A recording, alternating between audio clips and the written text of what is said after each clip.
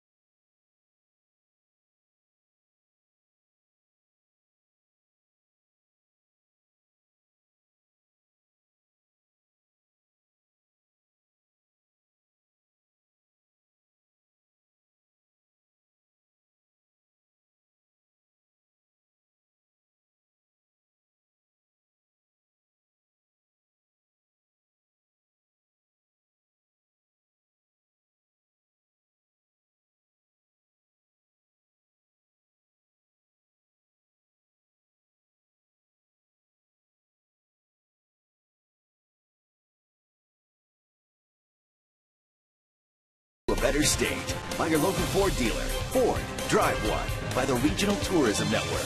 Book your trip at CincinnatiUSA.com and by Skyline Chili. Whenever you're feeling good and hungry, it's Skyline time.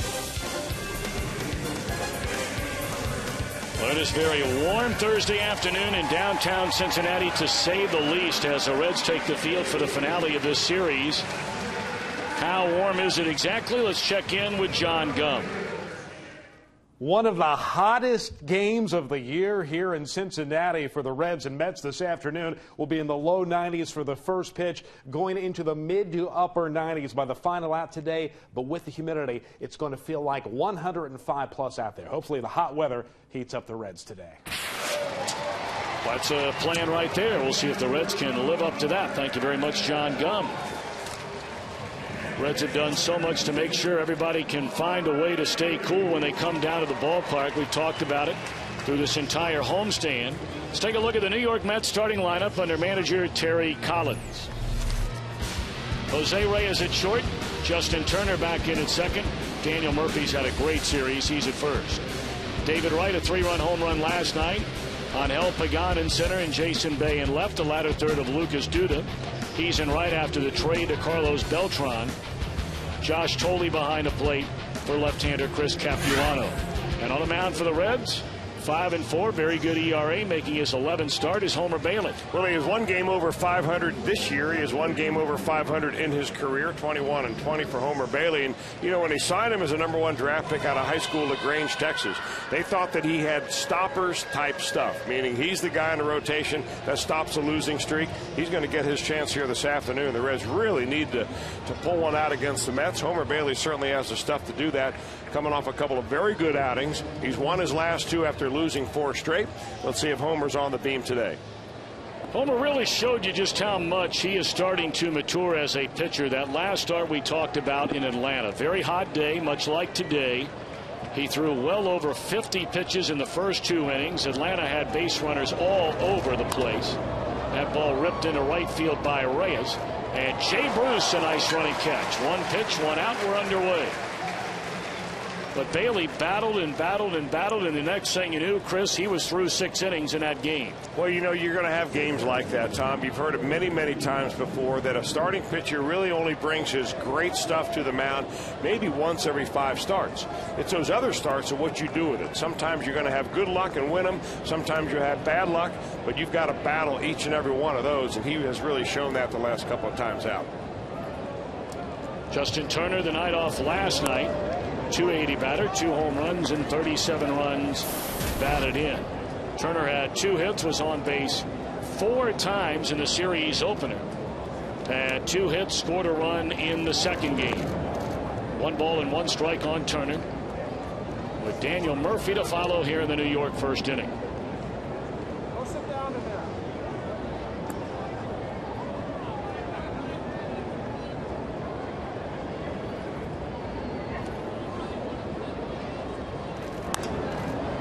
Fly ball Jay Bruce's way. Again, he'll drift close to the warning track and on to it for the second out. Let's take a look at the Reds on defense today, presented by Ford. Couple of changes from last night. Same outfield of Heisey, Stubbs, and Bruce.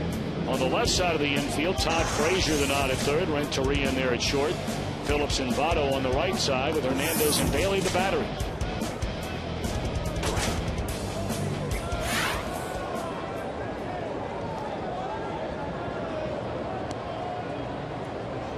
That'll bring up Daniel Murphy.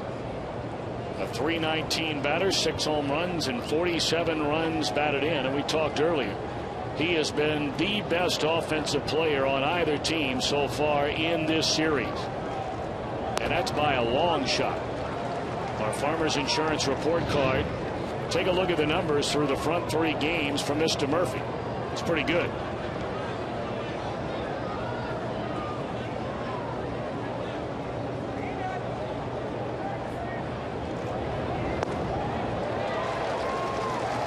Homer ahead of him, 0-2. You know, one of the advantages of pitching late in a series, the 4th game of a series like Homer has today, is he's had the advantage of watching these guys up close and live the first 3 games and kind of formulate his strategy and his pitching plan each night, maybe honing it a little bit better. 0-2 pitch, and a fastball is turned around and belted into center field. The 10th hit of this series for Daniel Murphy. Well, you talk about a guy seeing the ball well. Yeah, Homer did not get the ball up as much as he wanted to. Wanted to go north and south, it looked like. Maybe not. I don't know. He just got that ball up, and Murphy, normally left-handers are good low ball hitters. Murphy seems to hit the ball anywhere in the strike zone, at least right now. This guy is just locked in. Now David Wright, we mentioned just before the Mets came into town, he was activated off the disabled list. Was on it for longer than 2 months and has 12 hits and 28 at-bats since coming off the DL, with 2 home runs and 11 runs batted in.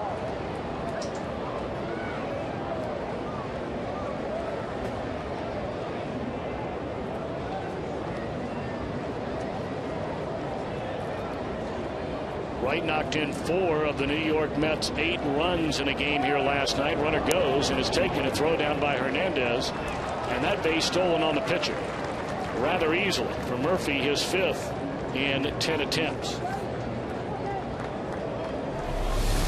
Well, each and every guy in this lineup, really, with the exception of the catcher, runs for the Mets. I mean, they just are a running team overall. They've got great success rate running. Terry Collins has brought a very aggressive style of play to them, and you got to figure they'll be more aggressive since they traded their number 3 hitter, Carlos Beltran. They've got to make up for that somehow, and running the bases is going to be part of that. And that has always been one of Homer Bailey's shortcomings. He's tall, long, he's a little bit deliberate, and he's still working on becoming more and more compact with runners on base.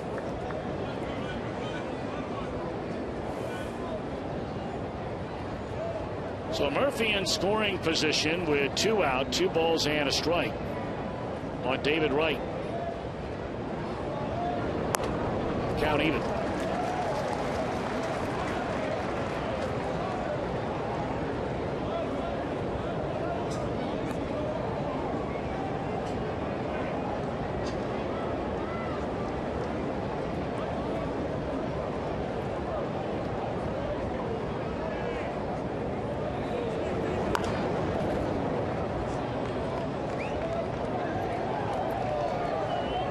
Scouting Homer Bailey, he looks like this to a hitter. He throws his fastball about 93 miles an hour, about 65% of the time. Throws a slider at 86. Throws a curveball about 11% of the time at 77 miles an hour, and he'll drop a splitter on you every once in a while as well. 2-2 the count on David Wright. And it's a base hit into right field. Will they test the arm of Jay Bruce? The answer is yes. Here comes a throw. It's cut off. Run scores. They have Wright in the rundown. Renteria to Brandon Phillips. And the tag made by Votto to win the inning. But the Mets get 2 out hits from Murphy and Wright and lead after a half inning, 1-0.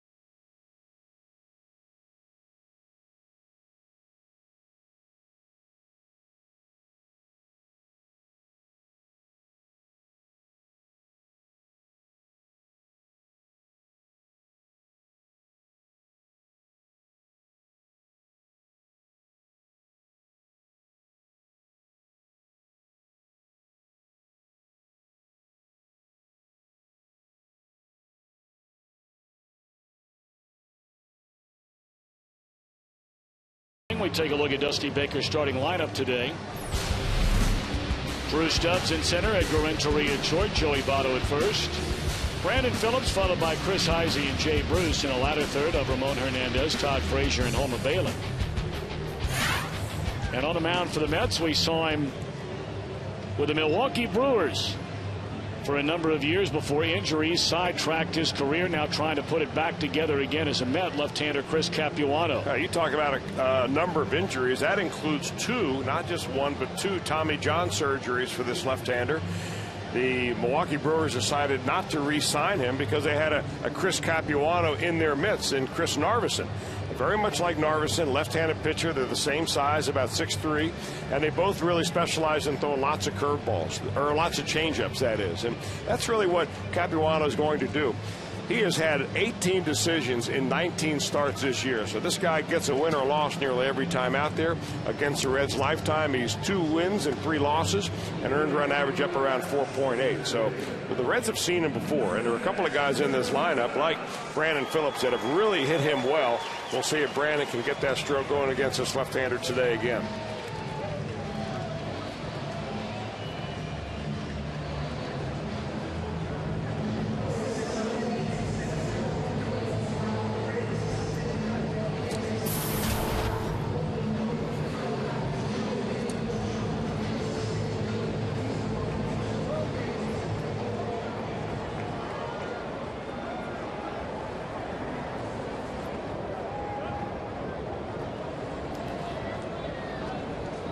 Drew Stubbs digging in, a .254 batter, 13 home runs and 35 runs batted in. That's fouled away, strike one.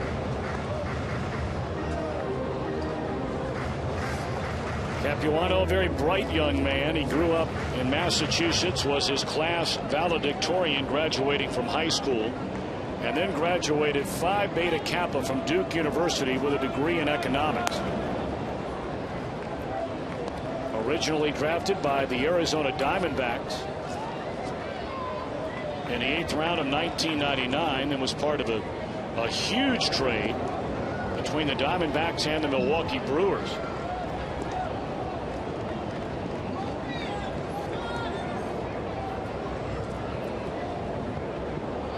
That was a deal that brought Richie Sexson to Arizona, and the Diamondbacks gave up a pile of players, including Capuano, to get Sexson, and they had him for all of 1 year.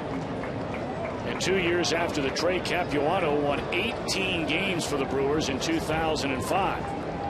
But as Chris mentioned, it's been all about the injuries for him since. And there's a walk to Stubbs.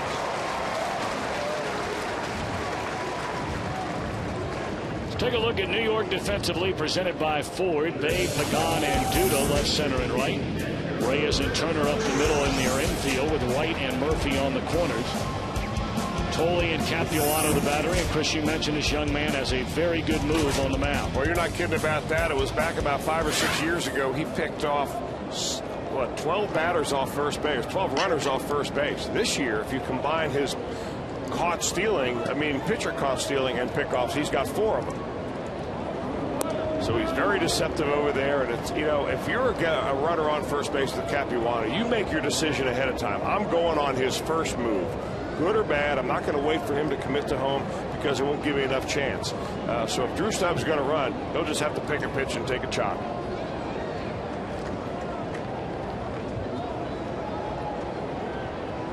Oh, and one on Renteria. And it's down and in, 1 ball and 1 strike. Another very good crowd when you consider the temperatures down here today. Of course, I was walking out on the concourse a little bit before the game. When the little kids are running around, they don't care how hot it is. It's amazing to watch. Mom and Dad are looking for any sliver of shade. Those kids are running all over the grass and dirt areas right where you come into the ballpark. Even bring their little tiger along with them.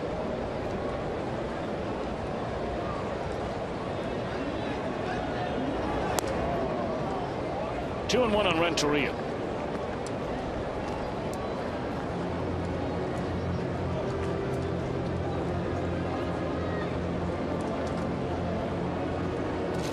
With Capuano in such a good pickoff move, maybe one of the strategies that Dusty Baker will employ here today is a hit and run. Capuano is a hittable guy. He doesn't have tons of strikeouts.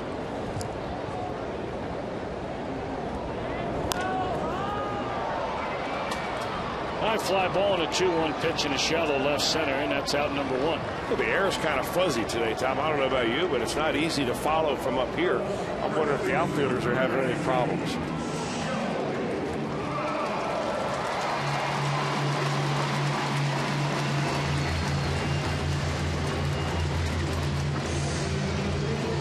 Well, everybody going to be in a bright sunshine here today.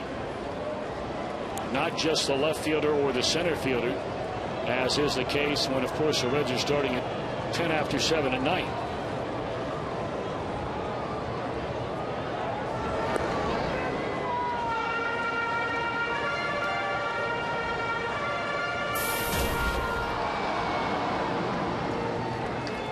Joey Votto has homered in back-to-back games to the opposite field, giving him 15 home runs on the year, 62 runs batted in. This ball driven into right center field. Pagan giving chase. He's not going to get it. Reds are going to tie the game. Stubbs, being waved around, will easily score on a double by Joey Votto.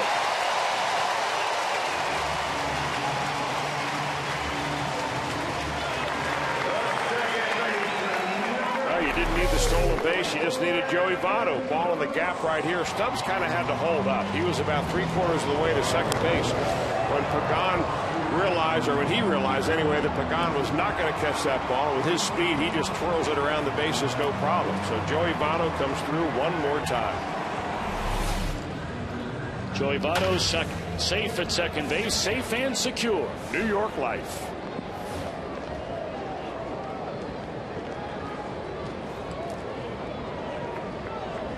Now Brandon Phillips, 1-1 game, bottom of the first inning. Strike one.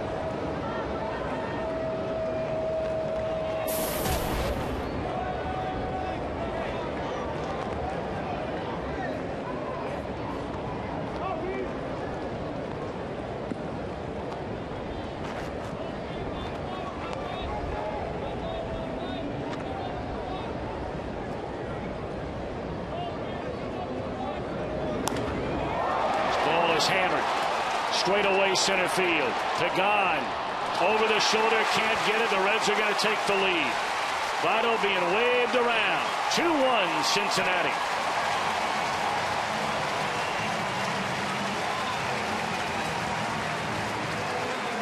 Now this might be one of Brandon Phillips' favorite pitchers in all of baseball to hit off of. That is his second home run, his 11th hit in 24 at bats. And he just goes get a low fastball right there, low and inside. That is Brandon's hot zone. It goes over the head of Angel Pagan. Looks like Pagan's got a chance to catch that ball. But right as he closes in on the wall, it bounces off his glove.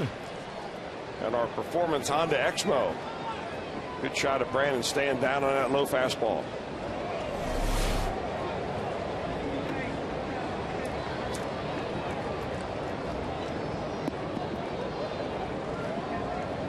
Now Chris Heisey.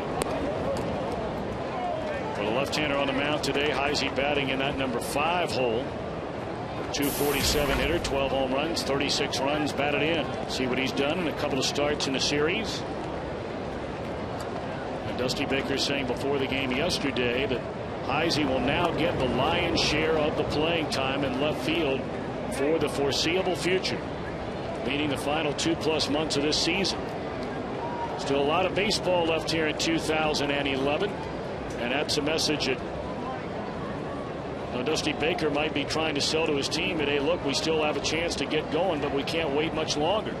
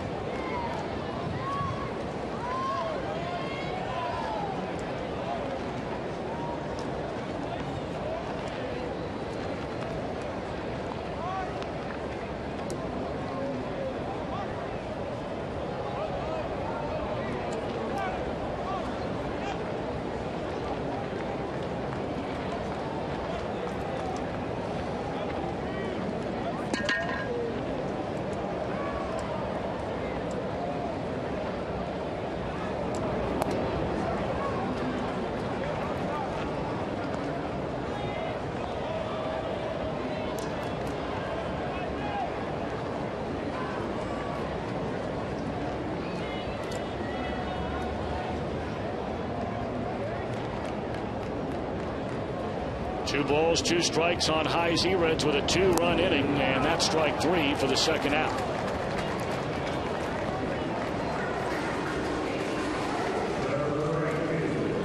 Yeah, we talked about the changeup of Chris Capuano, and you got to figure Chris Heisey now, he has to know how he has been scouted and how he has been written about by most scouts around it. He's a real good fastball hitter. So when you're facing a pitcher whose best pitch is a changeup, you got to almost go to the plate thinking, all right, I'm going to get more changeups in this at bat than I am fastballs. Don't sit and wait for that one fastball, hoping that he gives it to you maybe 1 out of 5 or 6 pitches. He had 2 changeups in that at bat that were hittable, but you've got to be ready and have a mindset waiting for that. That's a very difficult thing for a young hitter to do, go up off the bench and look for a breaking ball. Jay Bruce for the runner at second, and 2 men out here in a 2-run Reds first inning. 2-0.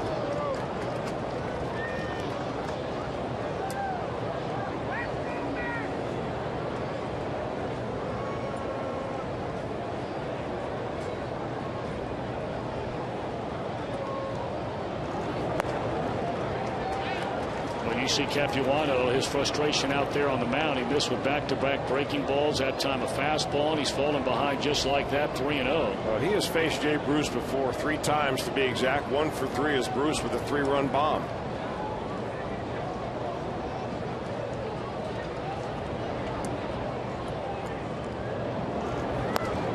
4-pitch walk will keep the inning alive for Ramon Hernandez. Second walk given up by Capuano. The other has already scored in the inning.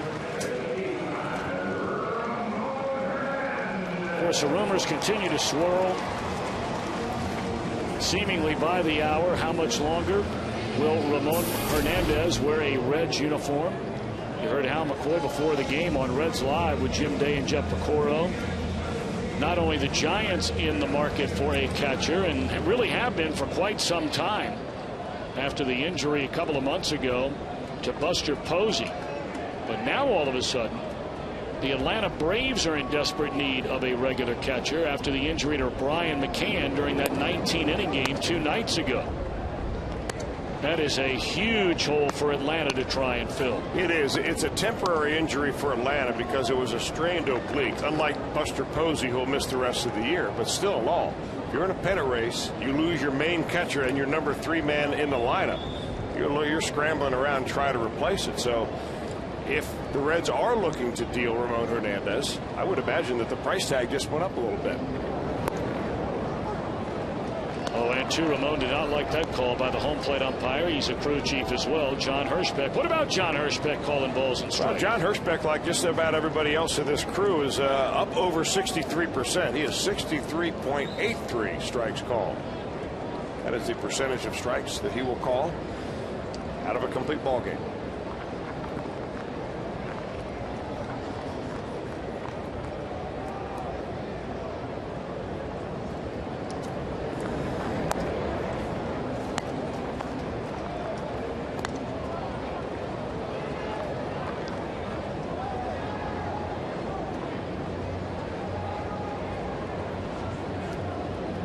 Whether Hernandez is here for the next 3 days or not,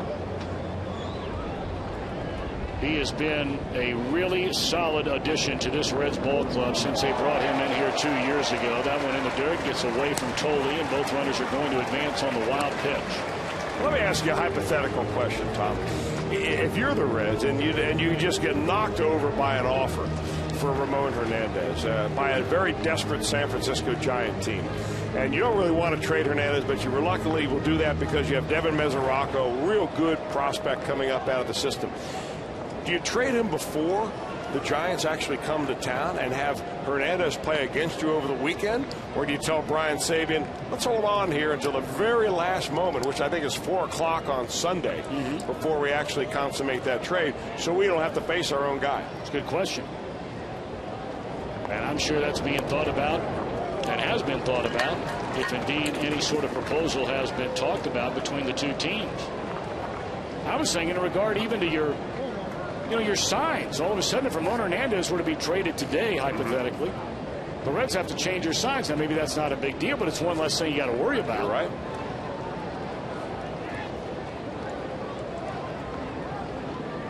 Three and 2 to Hernandez. Struck him out to retire the side, but the Reds come up with 2, and at the end of 1, lead 2-1.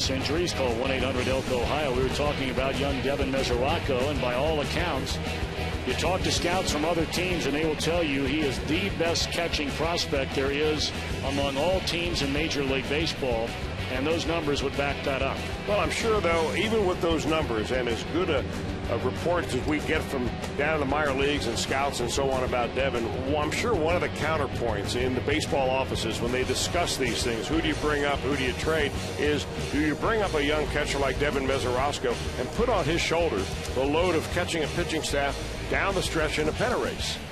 And that's one of the things that perhaps they batted around a little bit. And I don't know the answer to that, but I'm sure that that's something that they probably have considered.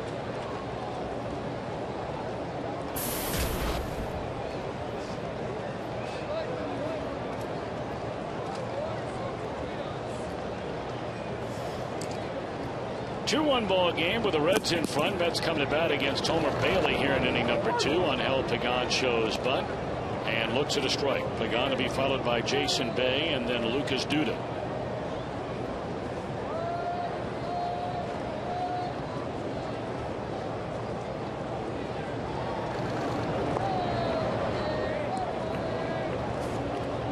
Duda got a start in right field last night after we learned about the trade of Carlos Beltran to the Giants, and although last night it was not official, we learned that Beltran had come into the Mets clubhouse, said goodbye to all of his teammates after they wrapped up batting practice, and then made his way to Philadelphia. As Stubbs corrals that fly ball into left center field, 1 out. And Beltran is expected to be in the lineup tonight for the Giants against Kyle Kendrick. And you were talking last night about Tim Lincecum missing a start due to not feeling well. He is scheduled to go tonight for the Giants.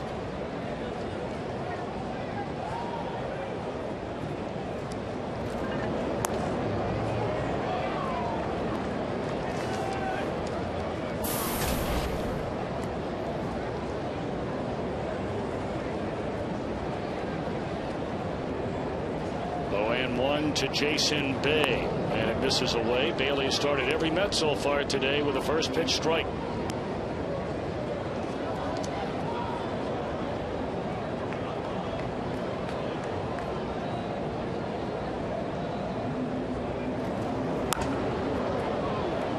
That ball driven into right center field. It'll find the gap and go to the wall, and Jason Bay has a 1-out double.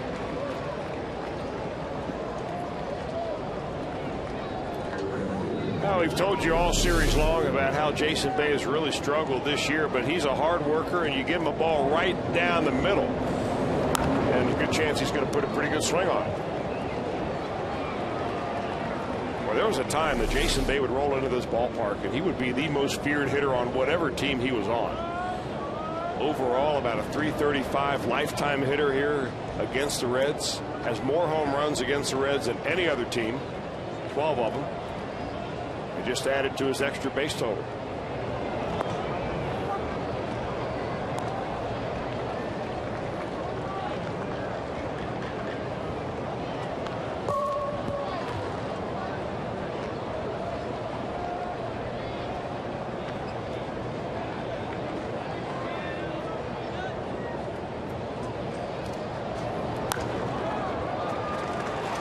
Base hit into left field. So Duda with a base hit his first time up here today, and they're on the corners with 1 out. Well, for all the kids out there, come on down early to the ballpark this coming Sunday. If you're one of the first 10,000 fans, 14 and younger, you take home a kid's soft-sided lunchbox thanks to Chick-fil-A. That's this Sunday. The Reds and the Giants.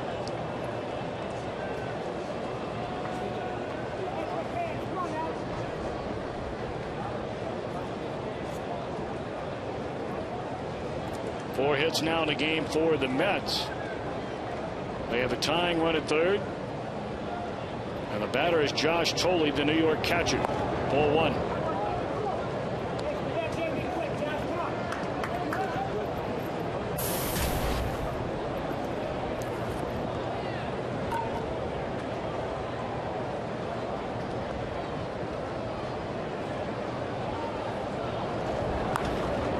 Double play ball here. Tag, out, inning over.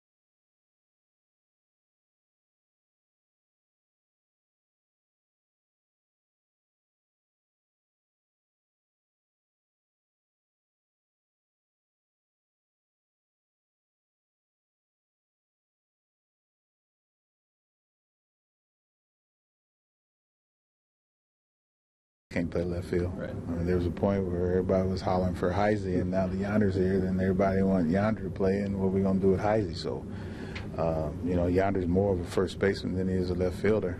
You know, speed is the question, and range, and so we'll see, you know, how it works out. I mean, you know, we're trying to win ball games with the best club that we can put out there on a daily basis. We did need some left-handed help off the bench. I mean, we know he can hit. But, you know, right now, probably most of the time he's going to go to Heisey. That's our Geico Direct quote from Dusty Baker. 2-1 ball game. Reds in front as the Mets come to the field. It'll be 8-9-1 in the batting order. Frazier, Bailey, and then Drew Stubbs against Chris Capuano, who allowed a couple of runs, a couple of hits, a couple of walks, and had a couple of strikeouts.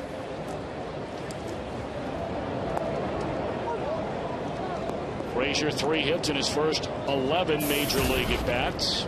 Had his first extra base hit on Saturday, and it was a 3-run double for his first 3 RBIs.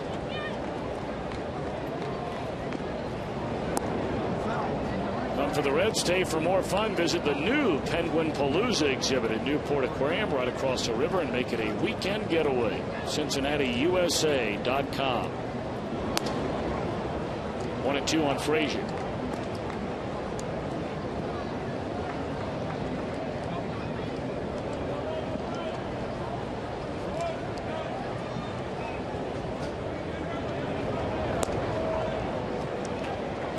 Frazier's had some pretty good years in the minor leagues with the Reds. The best numbers, however, he has posted down in A-ball and in Double-A. Was hitting right around 260 when they called him up this year.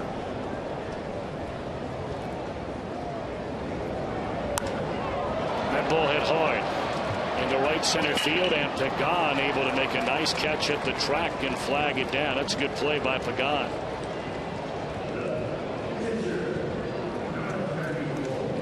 He nearly made another play just like that against Joey Votto, and Votto took him all the way to the center field wall. I'll tell you one thing about Todd Frazier. He's got power on those pitches that are away from him. That ball right in the center of the sweet spot. Put a nice swing on it. 1 out now for the pitcher, Homer Bailey. Strike 1. Homer 3 hits and 16 at bats on the year. Has an extra base hit. That's a double.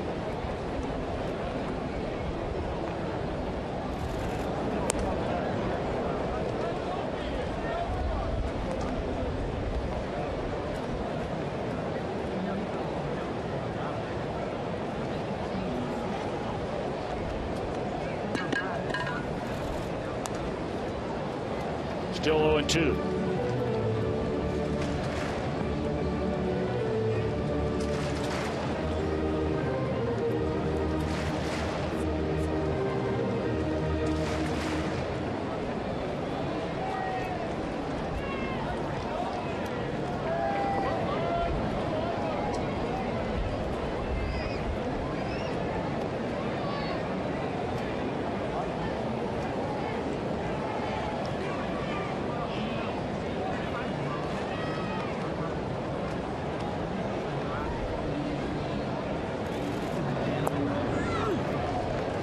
That's strikeout number 3 in the game for the New York left-hander, and the first 2 set down in the second inning. We'll go back to the top of the order, and Drew Stubbs.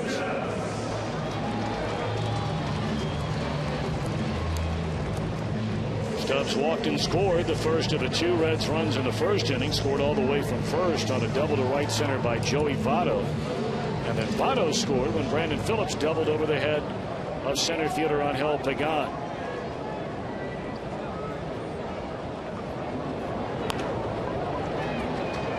So be a 1-2-3 inning for Capuano. We move to the third, where the Reds lead the Mets in the series finale 2-1.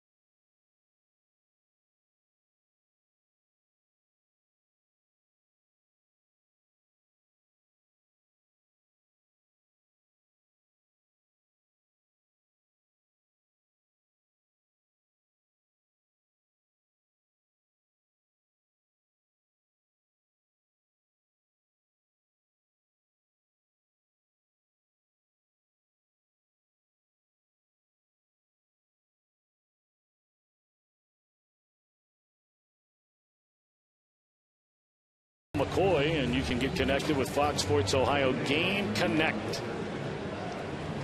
FoxSportsOhio.com is presented by 1-800-SAFE-AUTO and SafeAuto.com. End of 2. 2-1 Reds lead. The Mets got their run in the first. The Reds got their 2 in the bottom of the inning.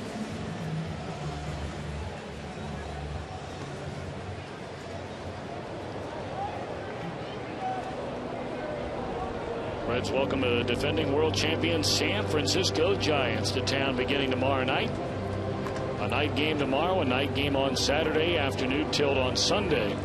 Then the Reds are back inside the National League Central. They'll play in Houston Monday, Tuesday, and Wednesday, an off day Thursday, before starting a 3-game weekend series next Friday in Chicago, and then it's right back to the home front. A 7-game stand against Colorado and San Diego. Capuano, the batter, he looks at a strike from Homer Bailey.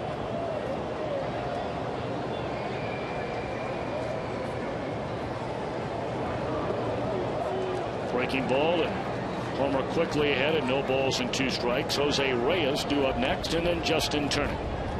Mets come in having won these 3 in a row, and they're now 2 games over the 500 mark. Capuano out of there on 3 pitches to start the inning, and that's strikeout number 1 today for Homer.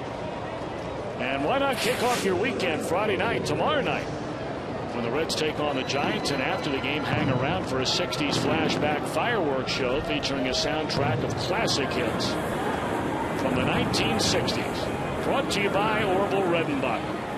For tickets, call 513-381-REDS or visit reds.com. And there are plenty of tickets available for the weekend, as well as the rest of this season here on the home front. Talked about Colorado and San Diego coming in. The next homestand at the end of August, Washington and Philadelphia.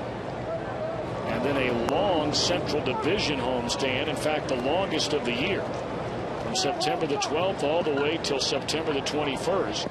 The Cubbies, the Brewers, and the Astros.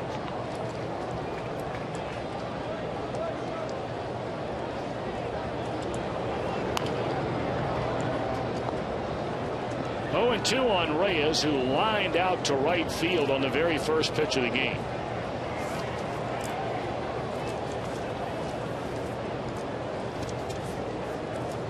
Reyes only has 3 hits in the series. He has scored 4 runs, but the Reds by and large have done a very good job on the man who has the best batting average in all of baseball. And depending on how he finishes out the year, he's going to be right in the thick of things when it comes to talk about who's the most valuable player in the National League. Now, clearly his power numbers won't be anywhere close to some of the other big guys. They're going to get him out again here. 2 away.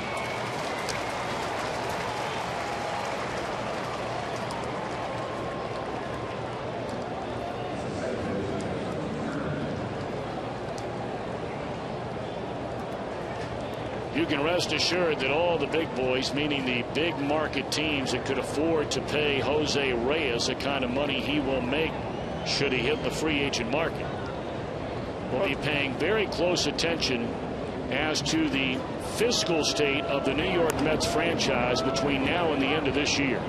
There's a grounder to Renteria. And a very impressive 1-2-3 third for Homer Bailey. The Reds lead 2-1.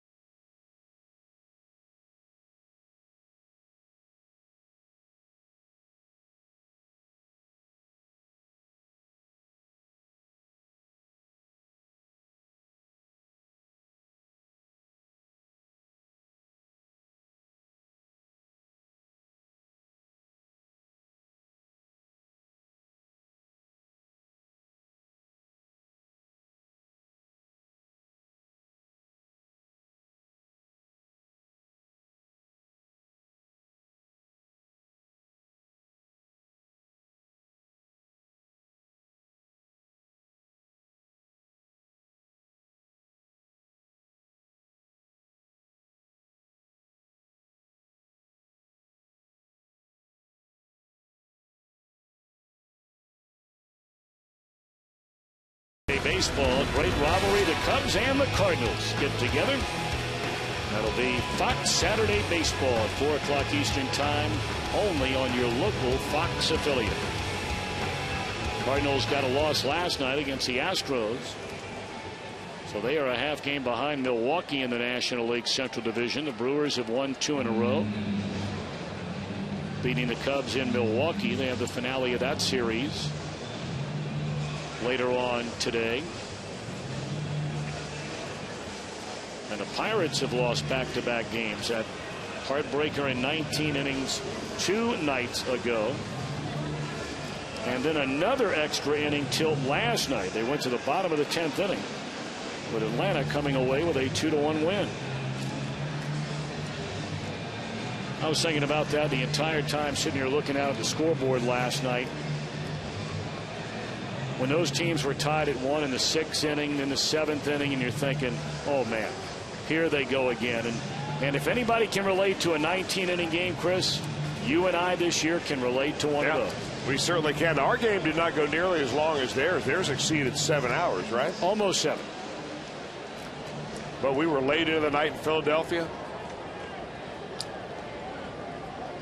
I know you had generously offered to buy our whole TV crew something to eat or drink, but we couldn't find anywhere open. Nowhere open.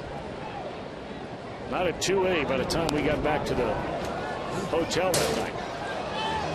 Well, we just put in that beautiful new monitor right in front of Chris Welsh and the guys here at the ballpark. Put the holder of that monitor, and we nearly lost it on that foul ball by Edgar Renteria. Took a direct hit from that foul ball. Keeps on ticking. It's funny you say keep on ticking, because the first thing I thought of when you inexplicably began to reach over to think about catching that ball was the exact same thing many years ago. While working for the Cubs, we were in Shea Stadium in New York, and my broadcast partner at the time, the late great Ron Santo, leaned over to catch a rocket just like that one. It hit him in the wrist right where his Rolex watch was, snapped the band in half. It went down into the stands, never to be seen again. Oh, what a surprise there.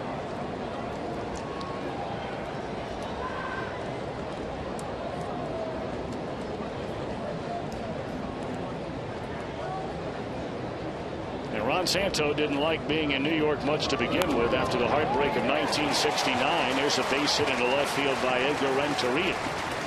That was the year the Cubs had the big lead and then folded over the final 2 months of the year, and the Miracle Mets went on to win the 1969 World Series in a stunning victory over the Baltimore Orioles. You know, in that same radio booth when the Reds were out there playing against the Mets, Roberto Kelly hit a sizzling line drive right into that very small window that goes into that radio booth. And your dad turned to get out of the way of it, and it hit him right in the kidneys.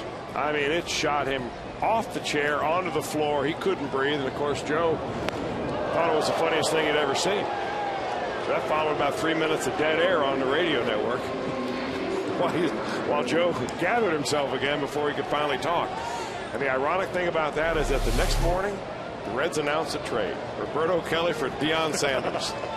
At that time, I realized your dad really has some juice around here. There's a little juice up under the chin of Joey Votto. He knocked in a run with a double to right center field, his first at bat today. Speaking of my dad, celebrating his 69th birthday today. Wow. So, Dad, happy birthday. I love you. Can't wait to see you tomorrow. And hope you have a great birthday today. Yeah, happy birthday, Marty. Did not know that.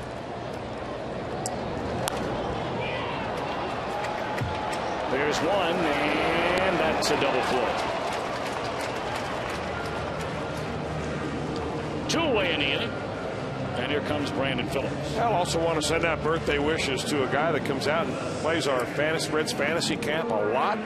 Larry Riesbeck from Denver, Colorado. His lovely wife, Shelley.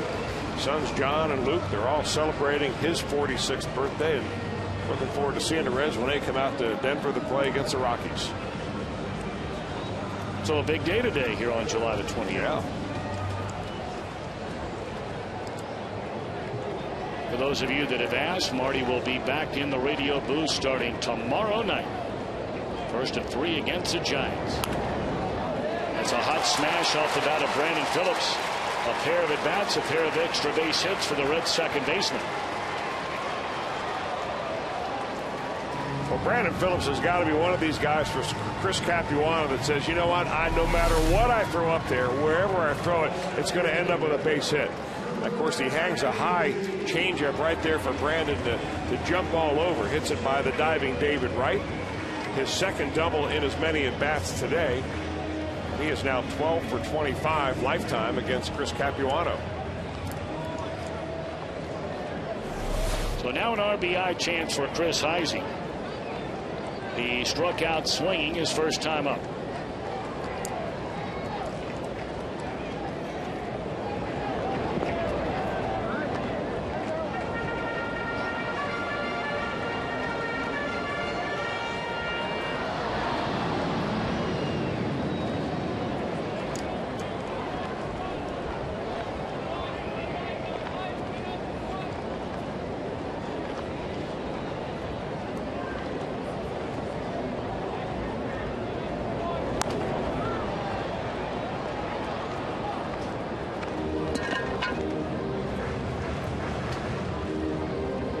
we discussed shortly last night, what a golden opportunity now Chris Heisey is being given. A lot of folks wanted to see him play with more regularity early this season. Of course, all that's old news now. But he should be in that lineup pretty much on a daily basis from here down the stretch.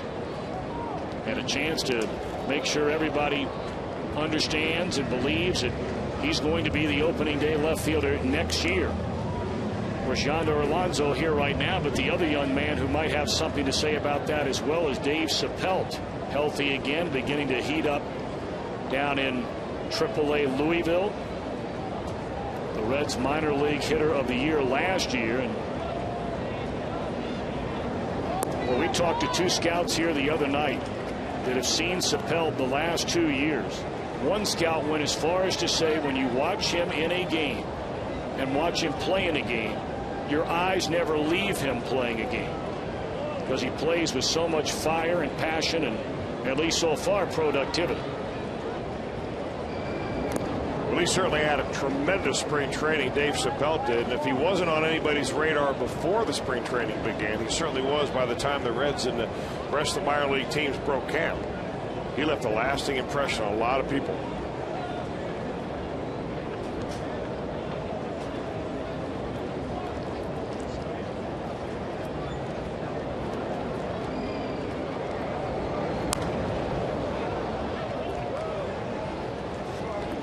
Two and two on Heisey.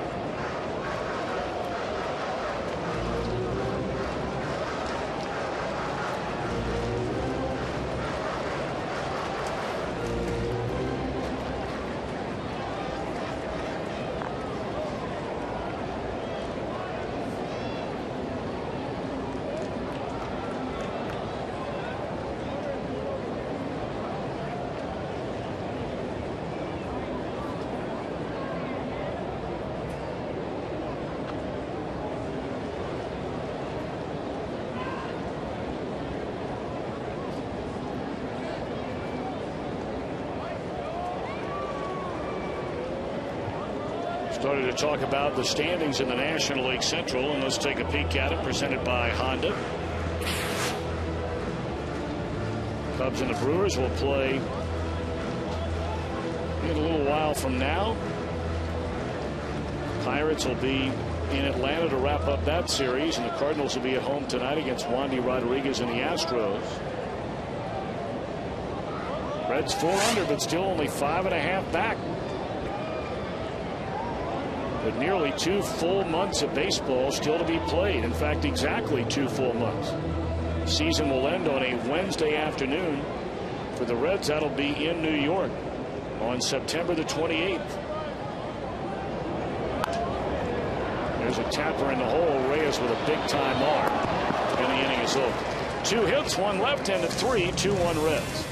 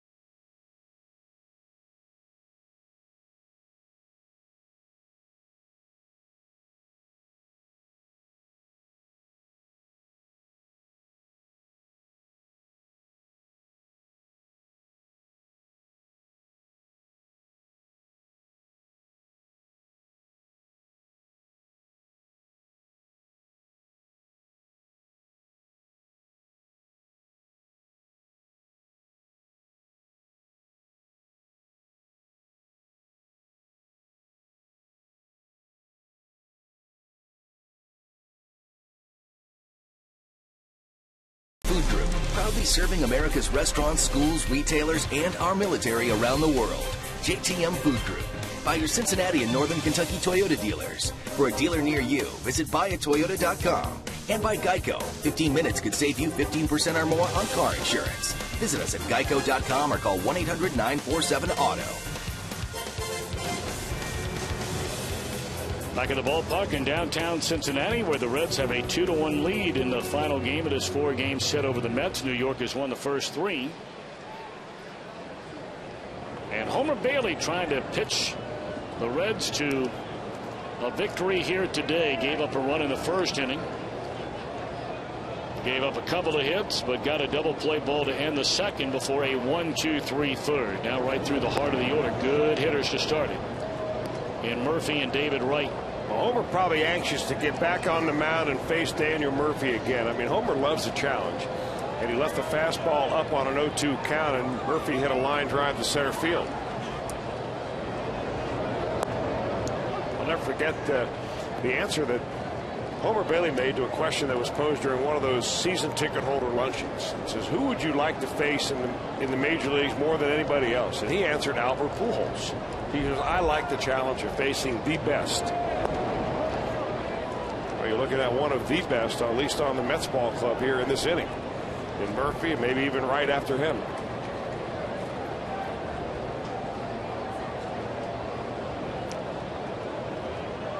Two balls and a strike on Murphy, starting things in the Mets' 4th inning. And there's ball 3.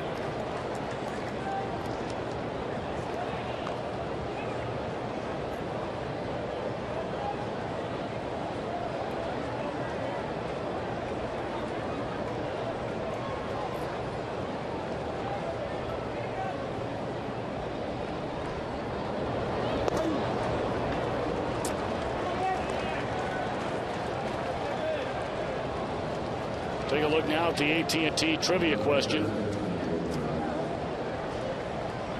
In the last 30 years, who are the only 4 National League shortstops to steal 50 or more bases in a season?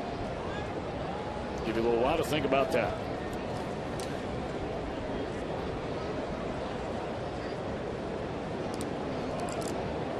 First walk of the day given up by Bailey. It's a leadoff pass to Murphy.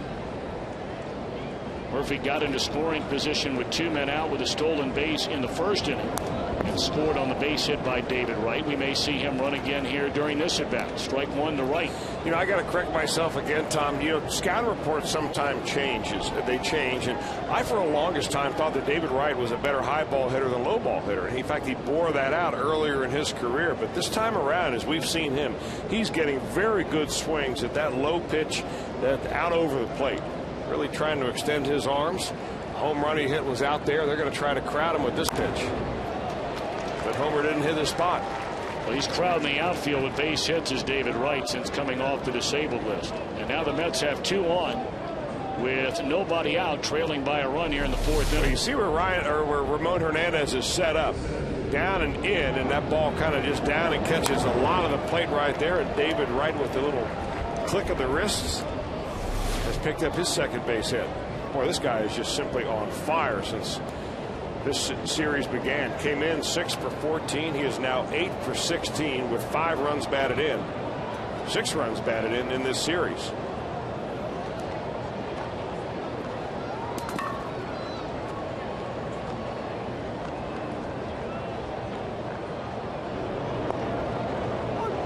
Now Pagan, he takes outside, but on the corner. He thought it was a little bit low. The Reds believe Pagan is going to bump the runners over. They have Jason Bay due up next. He's had a very difficult year, although the last couple of games has swung the bat a little bit better. He had a double his first time up. No sign of a bunt here. 1-1 to Pagan.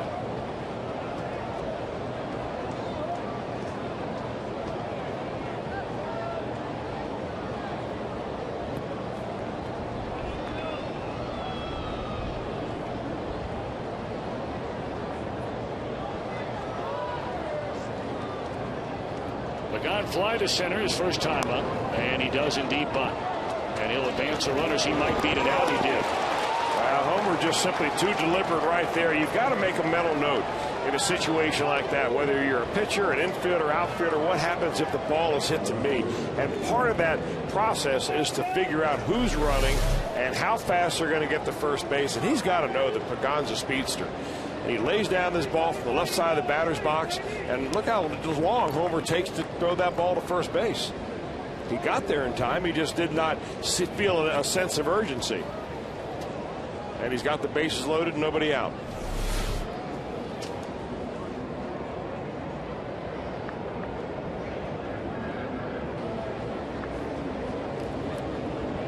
So now they're loaded with nobody out, and here's Jason Bay. Strike one. Well, you just hope that's not a big play in the ball game, because they're giving you an out. And it was a good bunt, yes, but what is it, a bunt for a base hit that he drops as a surprise attack on you? No, you know he's going to be bunting up there, at least possibility of, and you got to get off the mound and take the out if they give it to you. And Pagan's not one of those guys who runs a little better than average. Right. Pagan can fly, and it's been known all around the league ever since he came into baseball.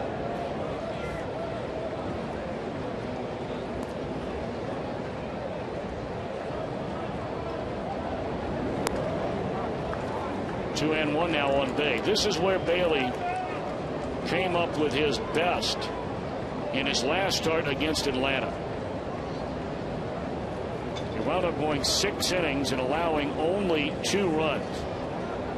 And boy, did he have to do some pitching to limit that damage to just 2.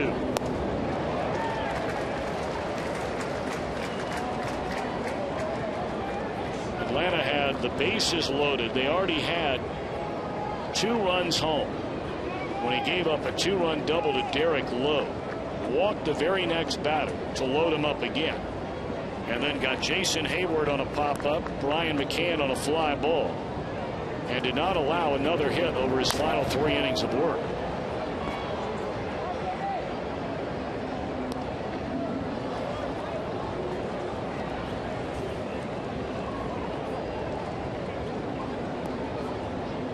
Homer's thinking strikeout. Jason Bay is thinking hit the ball into the outfield.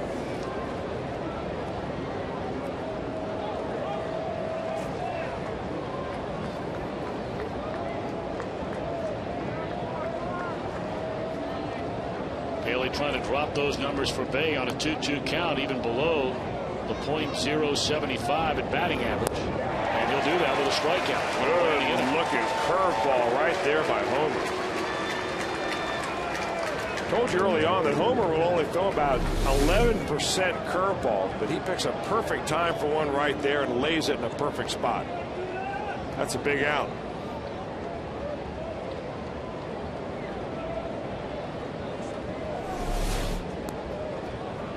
Reds 2, Mets 1. Bases loaded for New York here in the 4th inning. 1 away, and here's Duda, who singled into left field his first time up.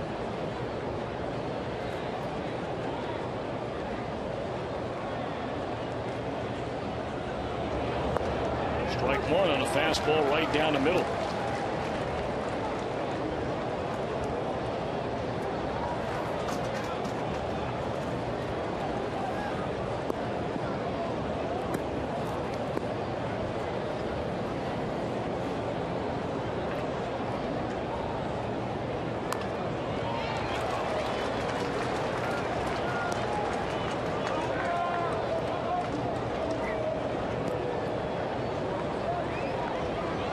One thing you can say about Homer Bailey this afternoon, he's thrown a lot of strikes.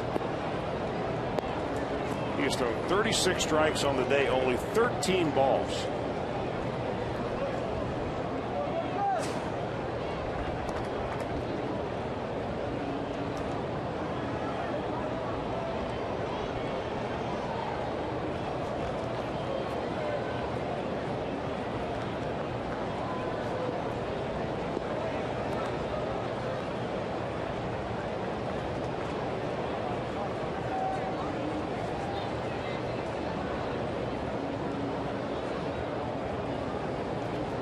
And 2 on Lucas Duda. And a fastball up, the Duda does not chase.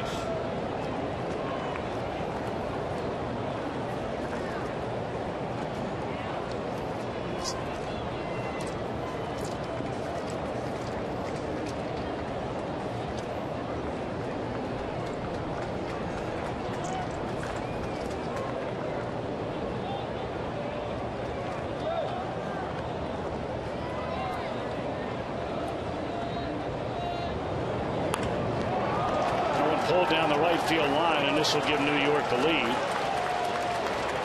2-run score. They're going to wave around the third runner, and that's a 3-run double for Duda. Now that is a shame right there, because Homer Bailey had Duda right where he wanted him. He had him behind in the count, tried to sneak a little breaking ball in on him, and just hung that ball up in the zone, and Duda was able to keep it fair down the right field line. Wanted it down and away. Just drop it in my glove right there, and that ball just about thigh high and warm enough to hammer.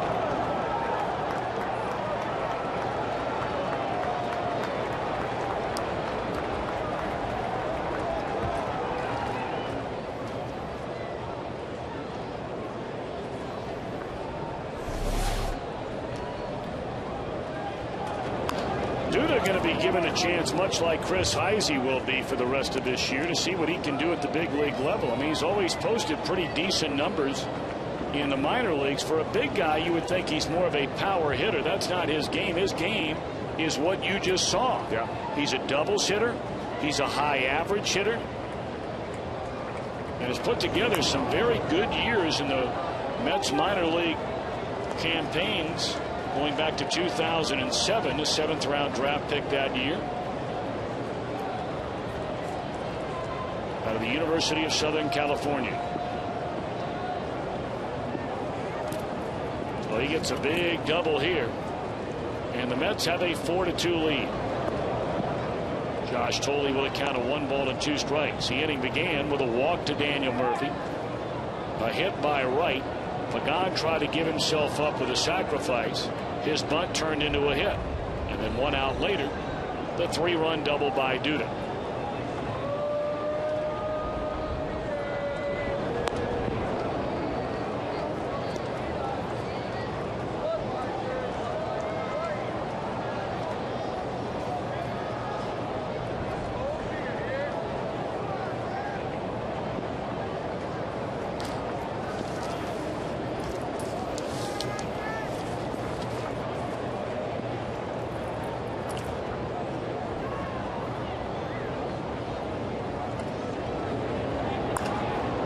There's a base hit that'll knock in another run, and the Mets have a 5-2 lead. So the bottom part of the order coming back to get Bailey. Number 7 hitter Duda with a 3-run double, and now the 8-hole hitter Thole with a run-scoring single. The Mets have scored now 4 runs in the inning, and here comes Brian Price. You just wonder in this inning, and I know he struck out Jason Bay, the batter, after it happened, but you wonder how much that non-play by Homer Bailey on the bunt by Angel Pagan really kind of stuck with him and maybe got him off his concentration a little bit, because he hung a pitch up to Duda. Thole makes a nice swing on the last pitch right there to hit up the middle. But he has given up 4 big ones in this inning after the Reds have trying to cling to that 1-run lead. Here's the bunt we're talking about again. This is Angel Pagan, and just kind of drops it on. But look how slow Homer Bailey is to get it and throw. It's almost like he figures he's got the catcher running down there. And I'm just wondering how much he hung on to that mentally and may have affected his pitching throughout the rest of the inning here. Got to turn the page and roll up a double play right here, unless Capuano's going to drop one down, which he probably will.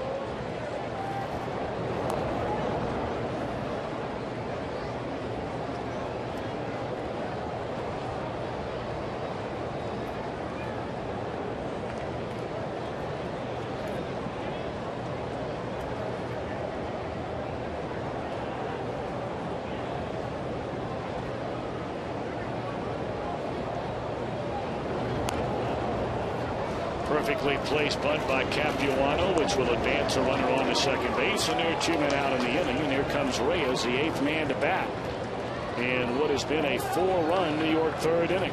Homer Bailey kind of cruising right along until this inning came around, and you can see he had an 8-pitch 3rd, a 10-pitch 2nd. He started off the ball game with a real efficient 1st inning. The Mets are working him here in this inning.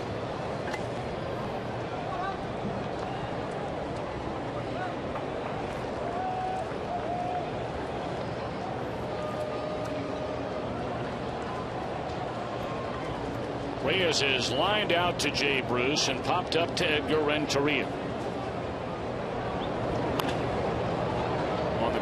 Capuano, and he'll feed Bailey. And that will end the inning. The Mets get 4, and after 3.5, lead by 3.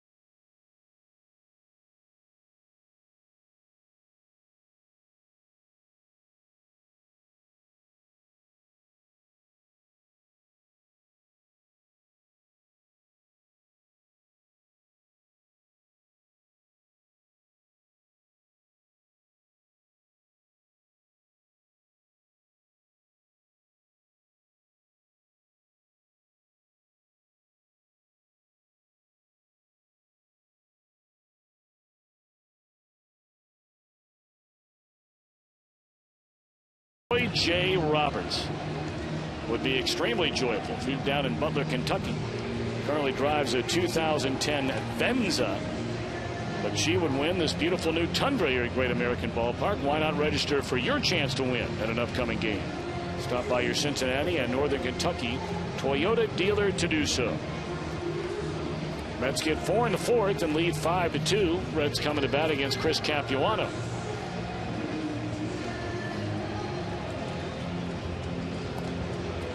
I want to see him do this scoreboard bit to you for a laundry detergent ad. When they play that old song, Dirty Laundry, an advertisement for Biz and Oxidol, where they take shots of fans in the stands, and then they sort of, put on the screen, mustard, ketchup, whatever it might be, and then it cleans right off. I like to see them do that with that beautiful yellow shirt you're wearing today. I like that shirt. We'll just hang around the rest of the day, and I'll do it in real life.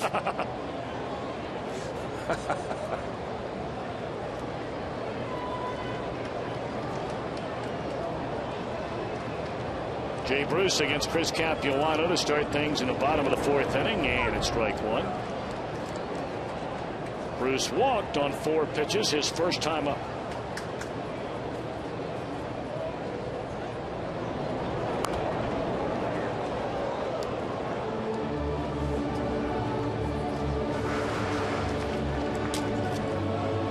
Runs, already 8 base hits for the Mets in the first 4 innings. And it's really 5 runs and 8 base hits in 3 innings, because they went down in order in the 3rd. That ball hit off the end of the bat in a short right field. And waiting for it out there is Duda, and Bruce retired, 1 away.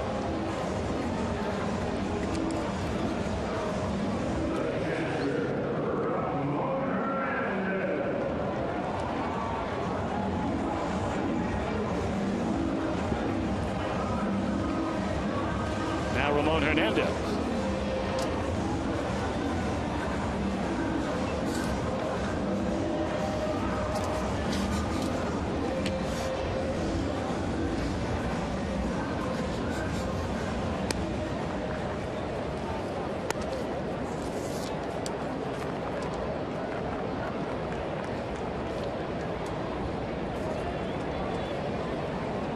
Hernandez struck out, ending the 1st inning.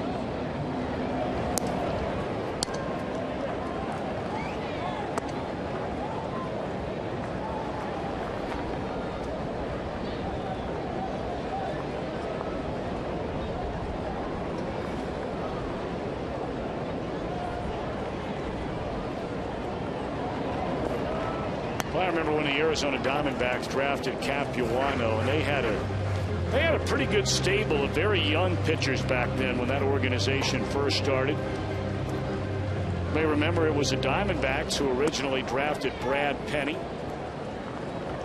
And roughly right around the same time frame, they had Capuano, Penny, Brandon Webb. There's a tapper down to third, and David Wright throws out Hernandez. 2-away in the inning, and now let's answer our AT&T trivia question today about over the last, 30 years. 4 National League shortstops have swiped 50 or more bases in a season. Who are they? Jose Reyes here today. Hanley Ramirez has done it twice in 06 and 07. Barry Larkin when he won the Most Valuable Player Award in 1995. And the Wizard, Ozzie Smith, in 1988. 4 pretty good players. Larkin will probably go to the Hall of Fame next year. Ozzie already in the Hall of Fame. Hanley Ramirez having his first poor season in the major league since he came up. But very little doubt his first 4.5 years in the major leagues, he's on pace for a Hall of Fame career if he can right the ship. And Jose Reyes, a very bright future ahead of him.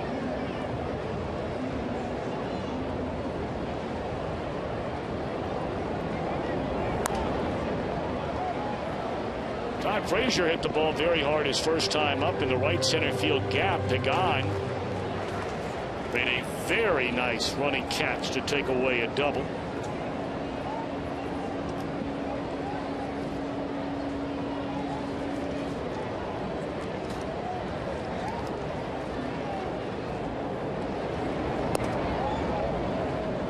And you almost wonder, Chris, even though Frazier has not played a ton of third base this year, he has in his minor league career.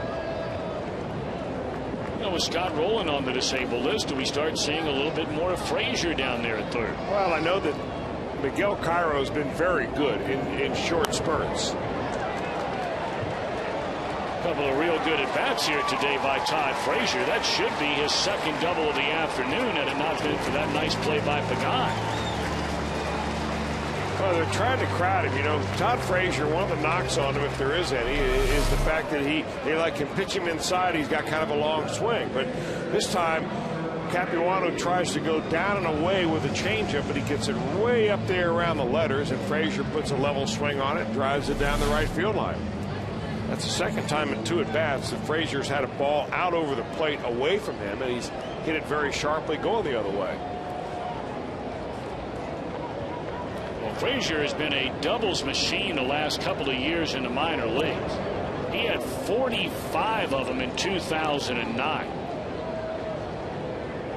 That's when he wound up being ranked the #1 prospect in the Reds organization at the end of that year. Followed it up with 32 more of them in 2010. That was the first time he'd had a rough year in the minor leagues, and it bounced back to put together a good year this year.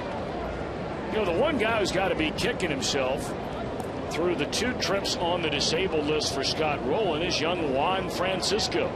Well, you don't really pick the time that you're going to get injured, but it was very unfortunate, I think, both for the Reds and Juan Francisco, because he and Scott Rowland were injured early in the season just about the same time. And they both missed time, and it really put the Reds in a bind. Francisco coming out of spring training. How about Homer? How about Homer? A base hit in the center field. That'll bring in Frazier, and that'll make it a 2-run ball game.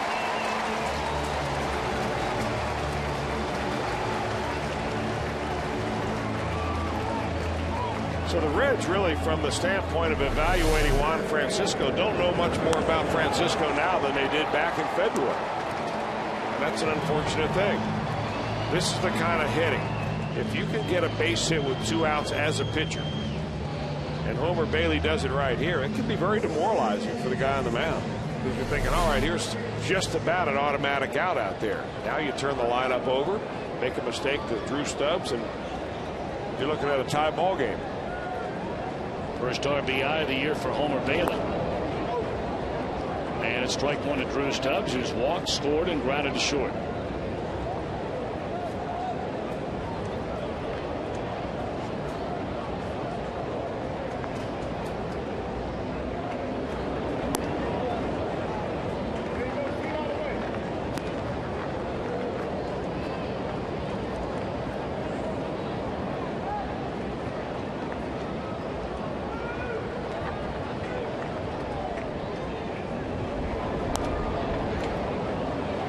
Pretty good pitch to hit right there and fouled it straight back.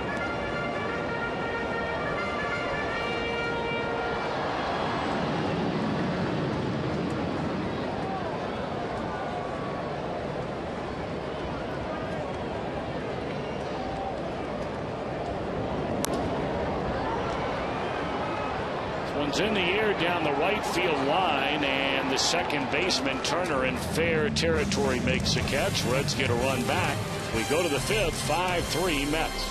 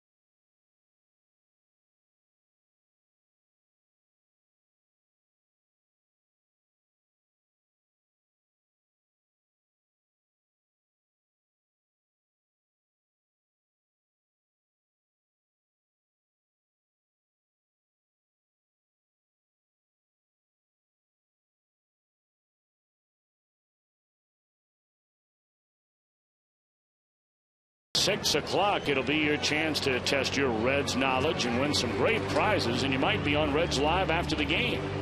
So why not be a part of the fun at the Holy Grail Banks? That's right across from Great American Ballpark on Joe Nutsall Way.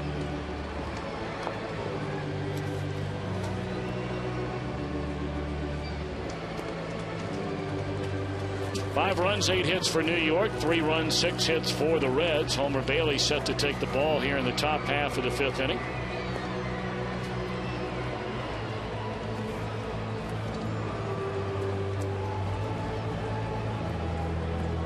New York scored a run in the first on back-to-back 2-out hits from Murphy and Wright. But the Reds got that run plus another back in the bottom of the inning. A walk to Stubbs. He scored on a double by Votto. Joey scored on a double by Phillips. The Mets get 4 runs in the 4th inning, and then Homer Bailey knocks in Todd Frazier, who had a 2-out double. And you're up to speed, 5-3 at the end of 4.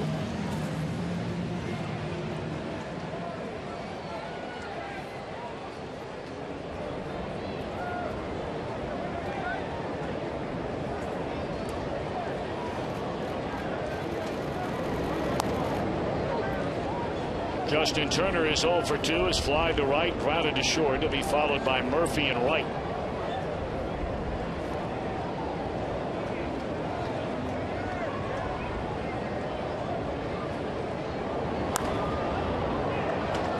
Turner with a base hit into center field on a 0-1 pitch, so he's aboard to start the Mets' 5th inning. And here come that dynamic duo, or at least they've been in this series, of Daniel Murphy and David Wright. Well, the Mets seem like they don't even skip a beat after losing their best hitter in Carlos Beltran. That's a pretty good swing right there by Turner, a former Reds farmhand. Affectionately known as Carrot Top during his days in the Reds minor league system.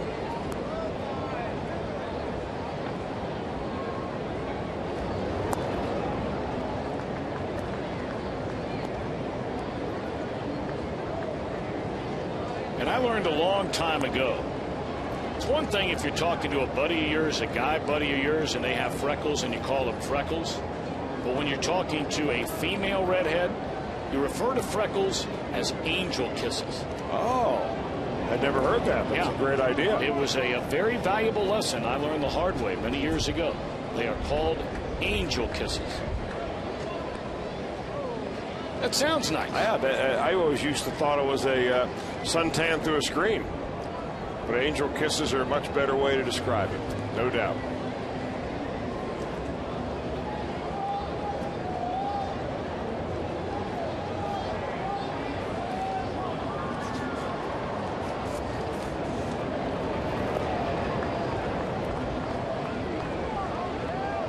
Well, we talked about Homer really looking forward to the challenge against Murphy his last time up after he served up a 2-strike single back in the first inning, which led to a run. Homer let the at-bat get away from him to begin the 4th inning. Walked Murphy to start the 4-run inning. Falling behind this time, 3 balls and no strikes. And he walks him on 4 pitches this time. So the Mets again have the first 2 on here in the inning. And that will bring up David Wright. That's a second walk given up by Bailey.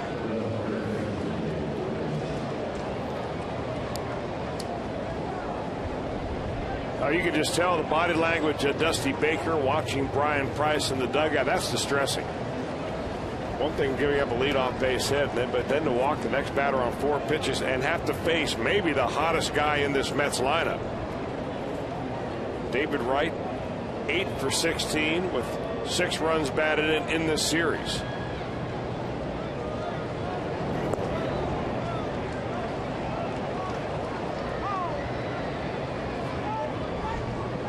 And whereas Homer Bailey early in the first couple of innings looked like he was really attacking the Mets lineup, he looks like he's just pitching away from contact now, pitching very tentative.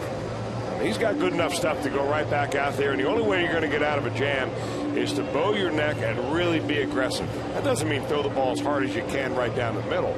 But it means go back to your game plan and execute it with a little bit of confidence. It looks like he's lost that confidence really ever since that bunt that he misplayed off the bat of Pagan.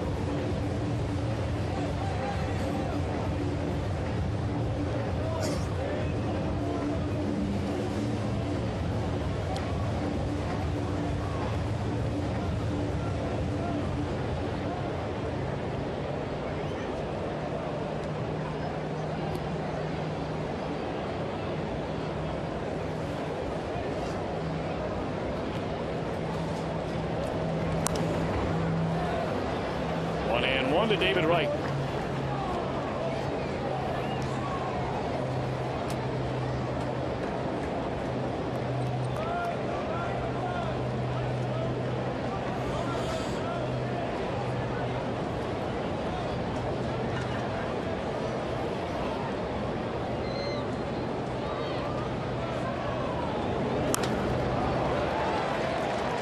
Into left field. That'll be a base hit. They're going to hold the runner Turner at third. So the Mets have them loaded with nobody out, trying to add to a 5-3 lead. Man, is David Wright red hot since coming off the disabled list. He's making up for lost time in a hurry. Well, you know, and he's staying under control with his swing, too. I mean, these balls are all down in the strike zone. He's hitting them very hard, keeping his head down, and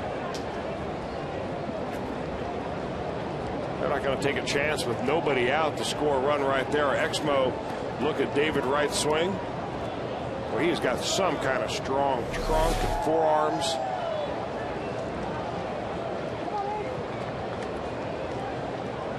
Reds have just started some activity in their bullpen. They have the right-hander Sam LeCure just now getting up.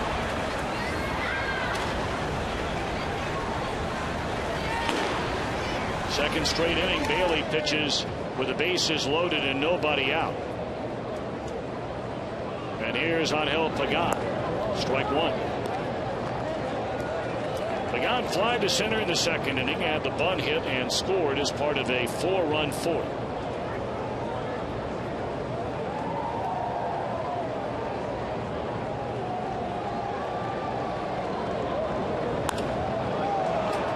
Center field. This is going to fall in a base hit. 1 run will score. They had to wait to see if that ball would be caught.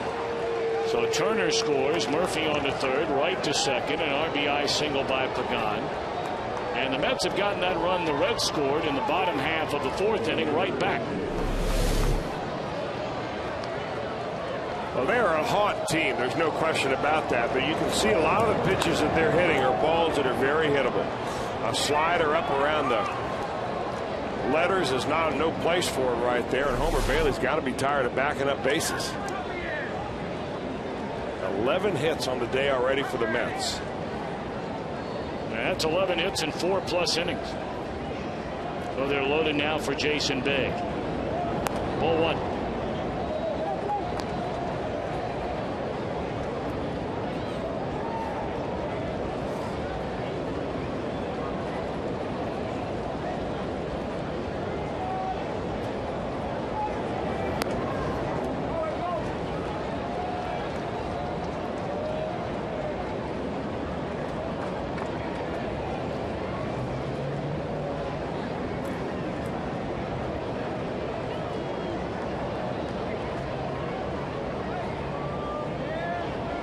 Murphy right and Pagan aboard. And a 2-0 pitch fouled straight back out of play from Jason Bay.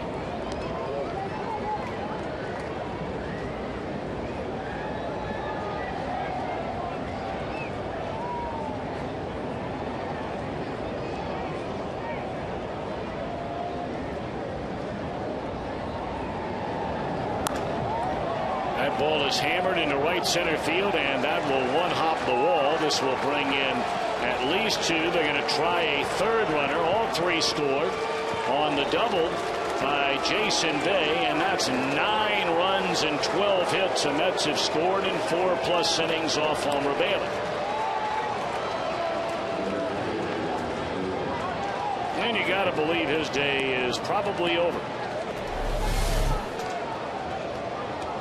Well, they've been waiting for Jason Bay to really start swinging the bat. This is his second double of the ball game. And he hits it to right center field just like he did his first double. He clears the bases with that. In consecutive innings now, the Mets have put 4 on the board. Here comes Dusty Baker.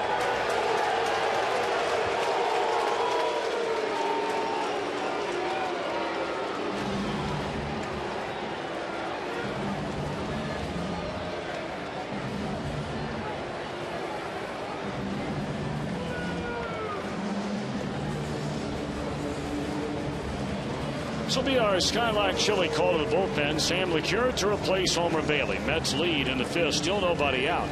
9-3. We're back in a moment.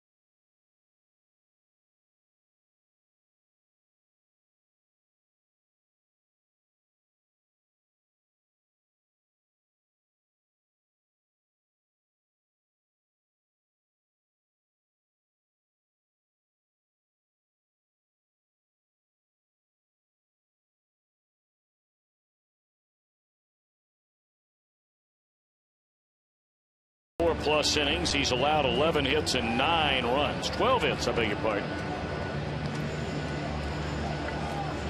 Mets got 4 runs in the 4th inning. They have scored 4 times with still nobody out here in the 5th.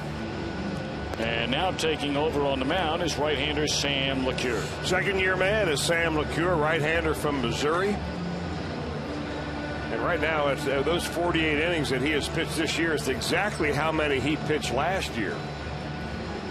Of course. Last year he had 6 starts. This year Sam has filled in and been a spot starter 4 times for the Reds. Earned run average about half of what it was last year at a nifty 2.44. Throwing the ball very well with Sam.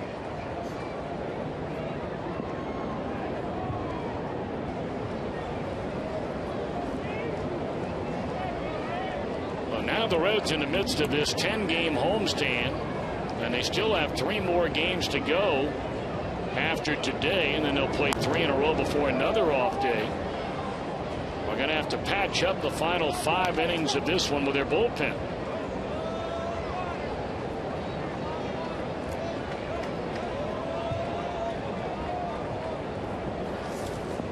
Got 6 innings out of the starter Bronson Arroyo last night, 5+ innings out of Johnny Cueto the night before that.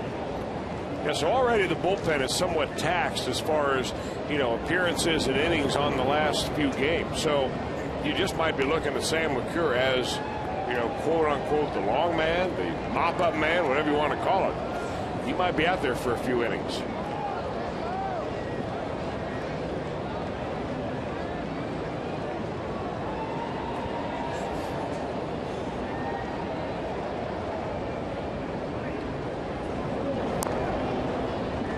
Dude had a big hit back in that 4-run 4th inning. He came to the plate and did exactly what we saw Jason Bay do a moment ago.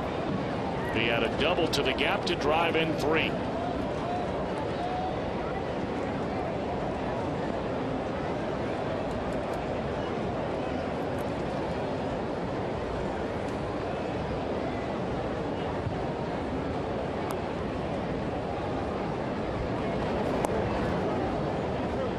Try to come in with a fastball and miss the inside corner. 2-2 on Duda.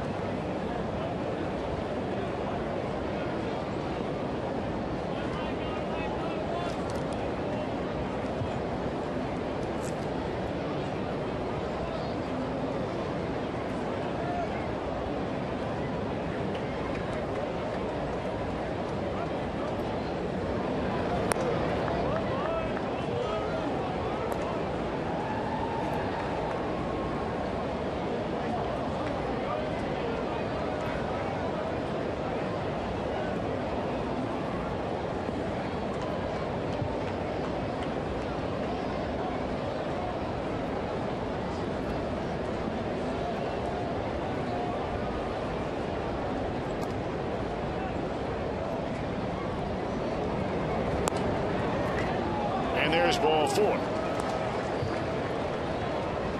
So 6 New York Mets have come to the plate here in the 5th inning, and still not an out recorded. And that'll bring up Tolle, the catcher, and number 8 hitter. Of course, the man standing on deck now must feel as though he has hit the lottery here today. Chris Capuano gave up 2 runs in the 1st inning, gave up another run in the 4th inning, but here he stands with a 6-run lead in the 5th.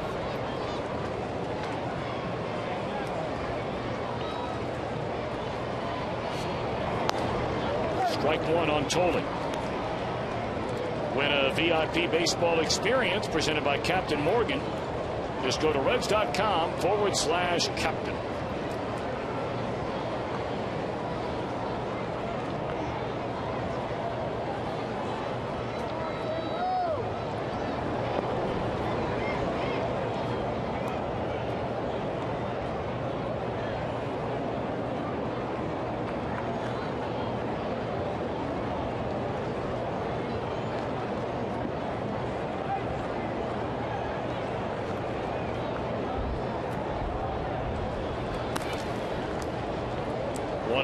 To Tolle, who's bounced into a double play and knocked in a run with a single in the 4th. Fouled off out of play, and LeCure ahead of him at 1-2.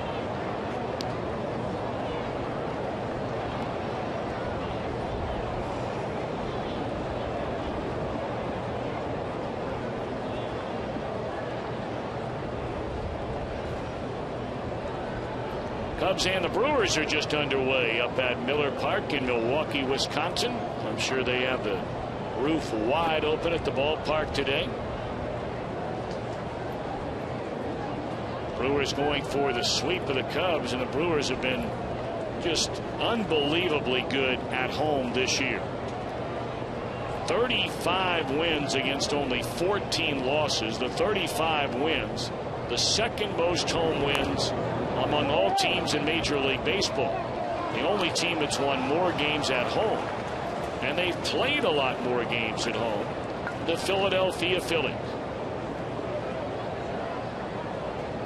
The Phillies have played a whopping 55 games at home. And they've only played 48 on the road. Of course, with that team, it really doesn't matter much.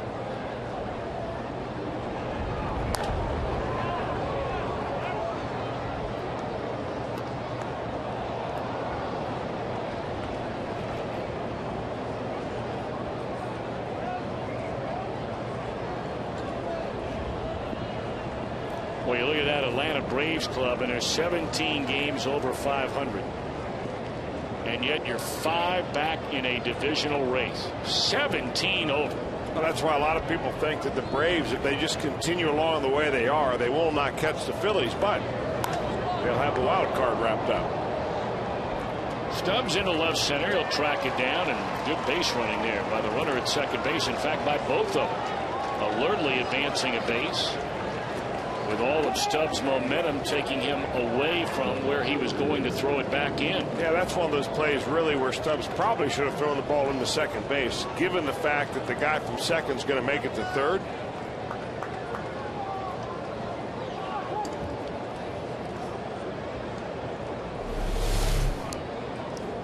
He went a long way to get that ball. Ball really carrying today, as hot as it is, and with the wind kind of blowing out there towards left center field.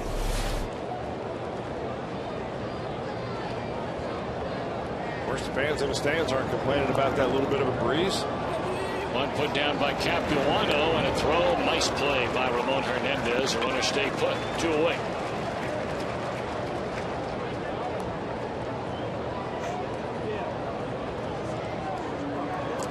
Mets sent 8 men to the plate in the 4th inning.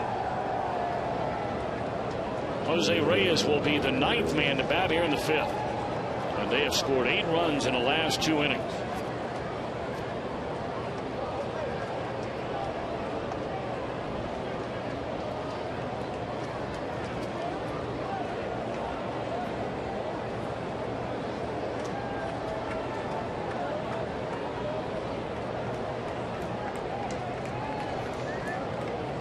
The Mets have had a pretty good run lately against National League Central teams. They are 5-1 in their last 6.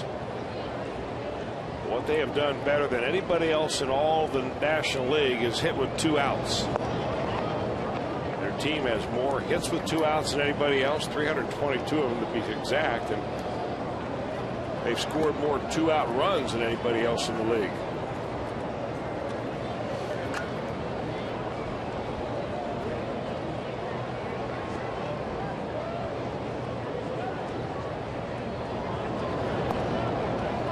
I think that's really, Tom, an understated quality for a certain hitter, for any hitter. I mean, you stand up there with 2 outs, and for a lot of hitters, a brick wall goes up in front of them. Say, well, you know, what am I going to do now? I'm going to get a little bit nervous. My swing's going to get different. I'm going to start chasing pitches I wouldn't normally chase because I'm not relaxed. Some guys, you know, they cherish that time when there are 2 outs because they're going to spread their feet a little bit. They're going to say, I'm going to drive this run in. Mets hitters this year have done that. So all we heard prior to the Mets coming to town is that they were just kind of a mediocre ball club, hovering right around 500. They have looked like a juggernaut here in the last 4 days.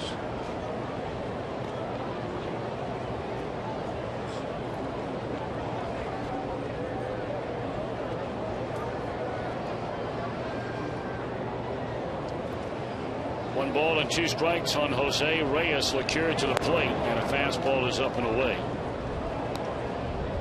It's another thing we've seen the Mets do. They really make the pitcher on the mound work. You talked about, you know, their offense, and especially on the road, where they've been a much better road team and home team.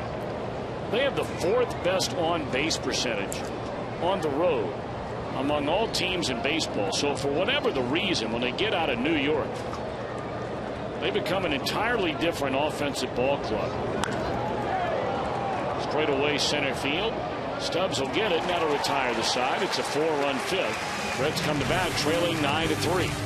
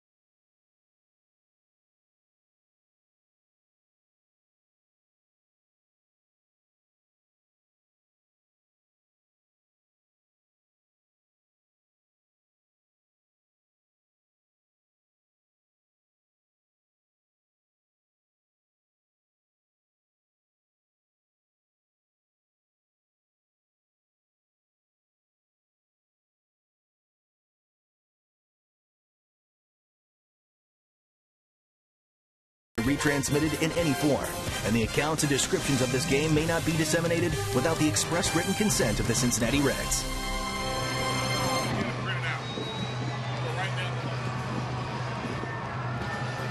8 runs in the last 2 at-bats for the New York Mets, and they have a 9-3 lead. We're halfway through this one here at Great American Ballpark.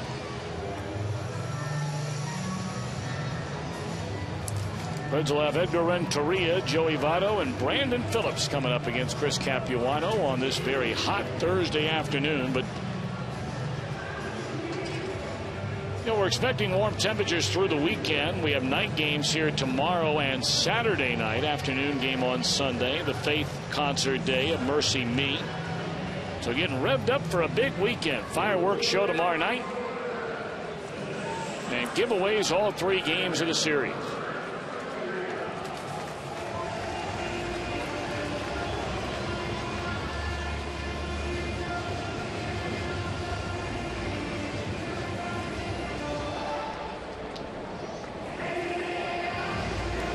Renteria is flied out to left and had a single into left field. Capuano now pitching with his largest lead of the afternoon.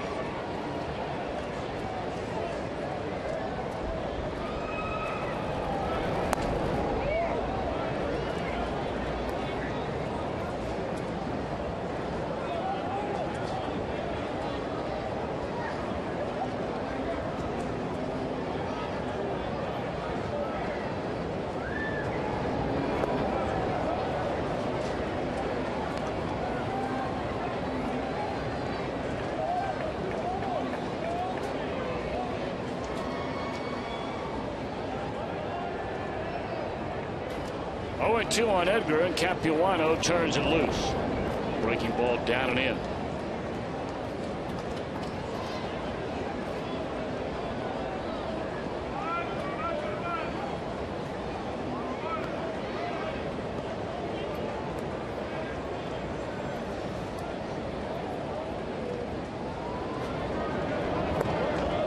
Gone swinging Renteria, and that's the way things start here in the 5th.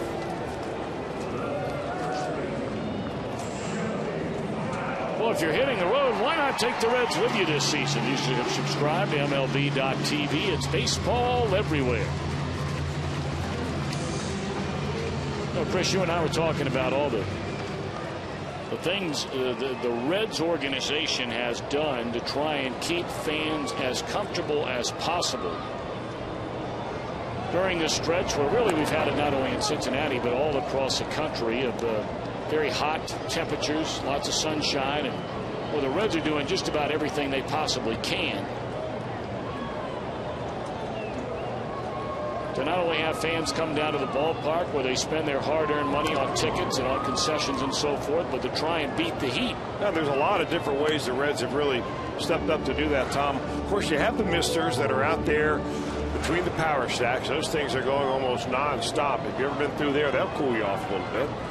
You can get courtesy cups, free courtesy cups of ice at all the concession stands. They are permitting during this homestand anyway unopened bottles of water and open bottles of water coming to the ballpark. Now, normally you can bring in unopened bottles of water and coolers, soft-sided coolers, as long as they're 16 by 16 by 8 or smaller. They've got some cool rooms with the television in there, 3 different air-conditioned cool rooms. And free sunscreen, courtesy of Tri-Health at all the Tri-Health first aid stations. And they've doubled up the number of medical people that are around here to make sure people stay hydrated and stay as comfortable as possible. The ball hit very hard by Votto. Playing right there slightly in a pull position, the shortstop Reyes, and they're 2 away. And of course you can always get into the concourse areas underneath the stands, and where there's always it seems to be a nice breeze blowing. So you're out of the sun, you know, you get down there in the sun for a little while, put some sunscreen on, and need a break, go on up there in the shade.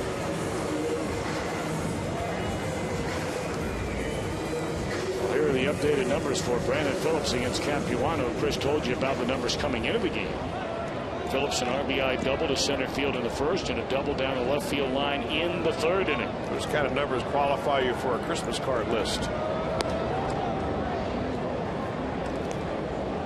You were a guy I remember years ago used to send out great Christmas cards. I used to give the gifts to the hitters during the season, and then they would send me Christmas cards in the winter. I got a whole bunch of them every year with a little note at the bottom: please don't retire.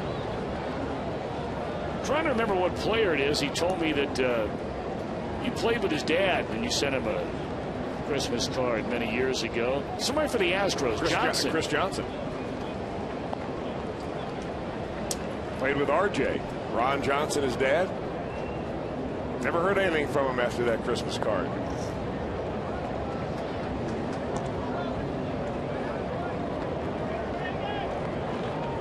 Well, those little tongue-in-cheek Christmas cards that maybe I misread his sense of humor.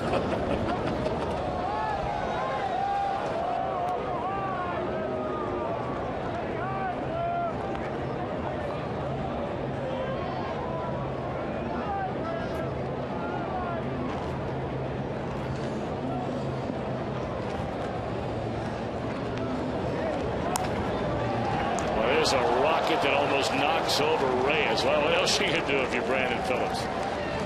Get 3 balls right on the money. 2 of them hits. This one a liner and Reyes.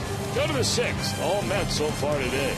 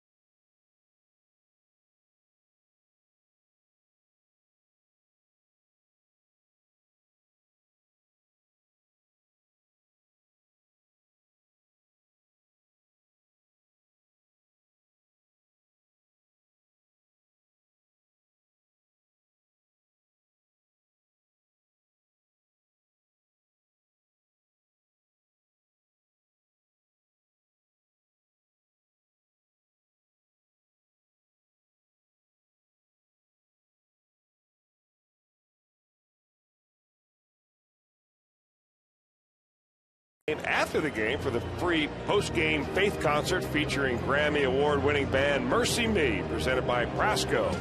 For tickets to see your Reds battle the world champion Giants, call 513-381-REDS or visit Reds.com.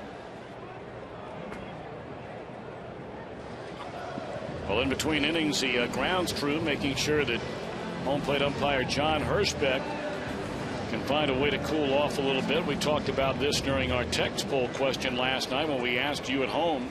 And Chris, you thought the umpires were the guy in this kind of weather, more than the pitcher, more than the catchers, more than the players, affected by the heat and the sun because they really never get a break. Yeah, they really don't. That was very nice of the Reds to send probably an ammonia towel out there, but soaked in ice, put around John's neck. I went down to visit John and the rest of the umpiring crew before the ball game. Saw Randy Marsh, local resident over in Kentucky, down there. Joe Torre was down there. And I suggested to John, why don't you fill your pockets full of ice cubes? Might keep you cool for a little while. Not a bad idea. Why don't you try that up here and let us know how it goes? There's a fly ball into right field. That'll back up Jay Bruce. 1 out. If I can sit in your seat, I'd be glad to.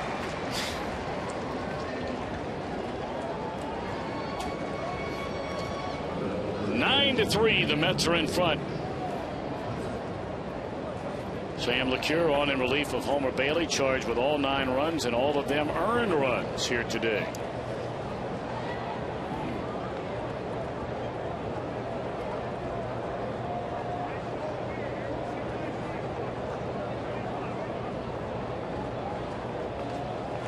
Daniel Murphy right in the thick of everything in this series. 10 hits so far in the series. Has been on base 3 times today. Has scored 3 runs.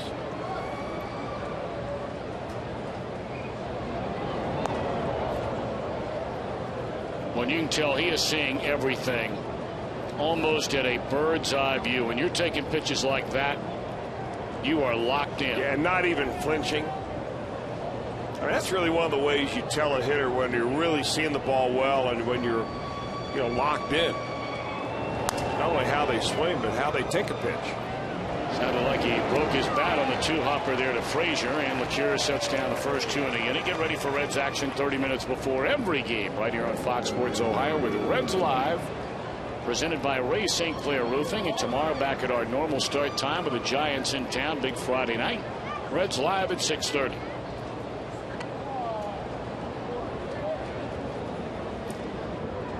Of course, Friday is all about Game Show Friday. Yeah. That's a fun show to watch. It really is. Jim Day and Jeff Pecoro do such a great job on Reds Live. I know they get emails and regular mail from so many fans all across the country watching in Reds country or on satellite, and all the fabulous work they do on the pregame and postgame coverage. I got to figure, Tom, have not been down there before the game show begins on Friday, but I have to figure that the line for the game show contestants must begin to build as soon as the ballpark opens. It probably wraps all the way around the concourse. People anxious to win some of those great prizes they give away during the game show on that Reds Live on Friday.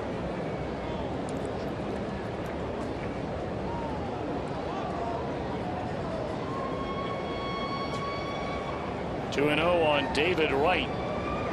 Wright 3 hits today. Had a big swing at a 2-0 pitch here. He knocked in a run with a single in the first inning. Had singles behind walks to Daniel Murphy in the 4th and 5th innings and scored.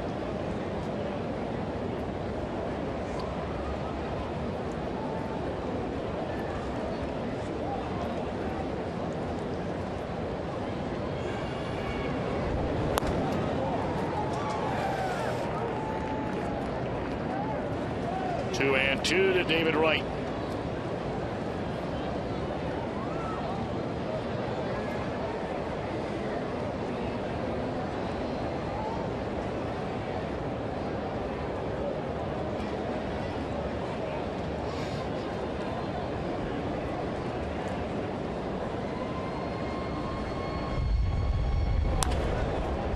And they're finally going to get him out on a 2-hopper to Phillips, and a nice inning by LeCure.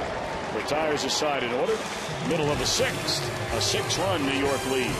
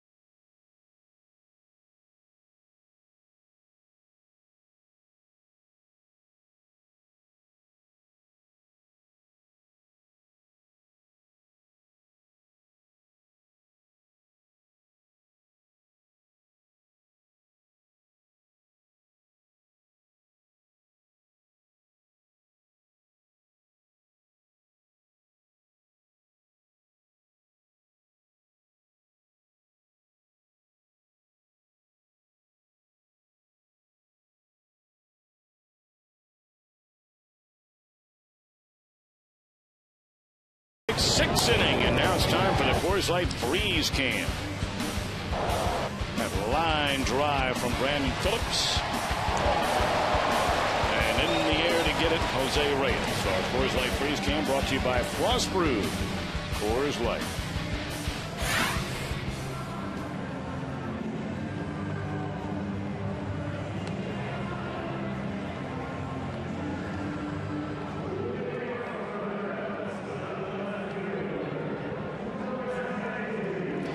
Well, it looks good right about now.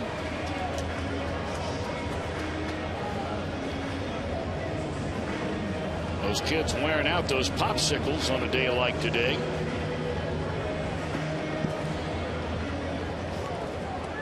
Well, he talked about it earlier. It's so funny to watch the kids run around. The little guys, not so much a guy his age, but the little guys. And Chris, you know about it. You still have some little ones running around, and Lord knows my two are little guys. And there's a swing and a miss by Chris Heisey.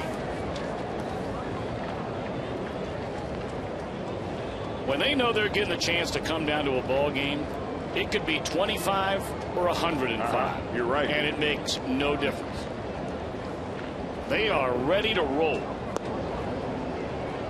Everything is so big and so colorful and so fun. The heat is not even a thought. Forget about an afterthought. Not even an issue. There's a lot to be learned from those youngsters.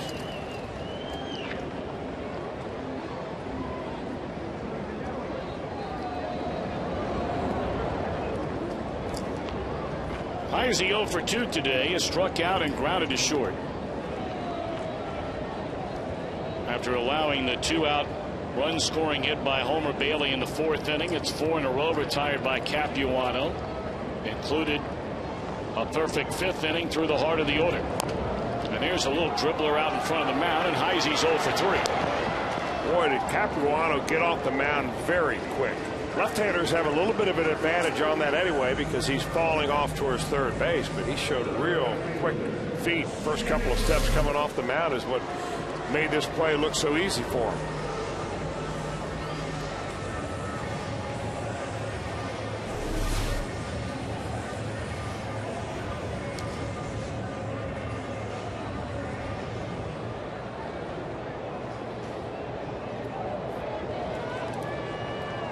Jay Bruce has walked and flied out to right field.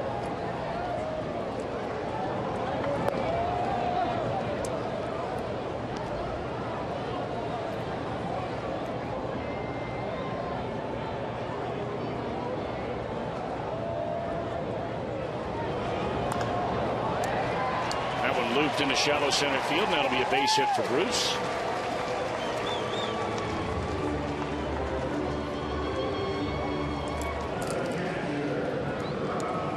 Yeah, he's been on twice today. Walked the first time up. He gets a base knock right here. It's like a little off-speed pitch. I'm not sure if it was a breaking ball or a changeup. Probably a breaking ball that Capuano just didn't finish off, and Bruce puts a good swing on him.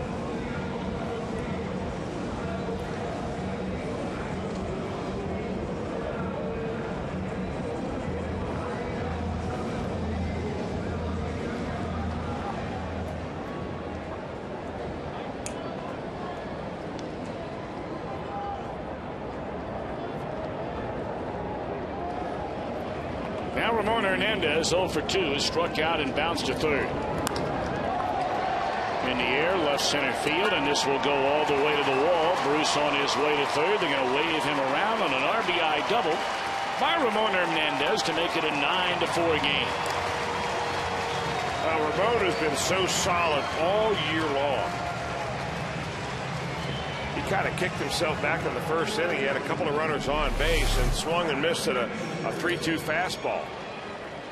And he gets a pitch around thigh high this time and drives it right into the left center field gap.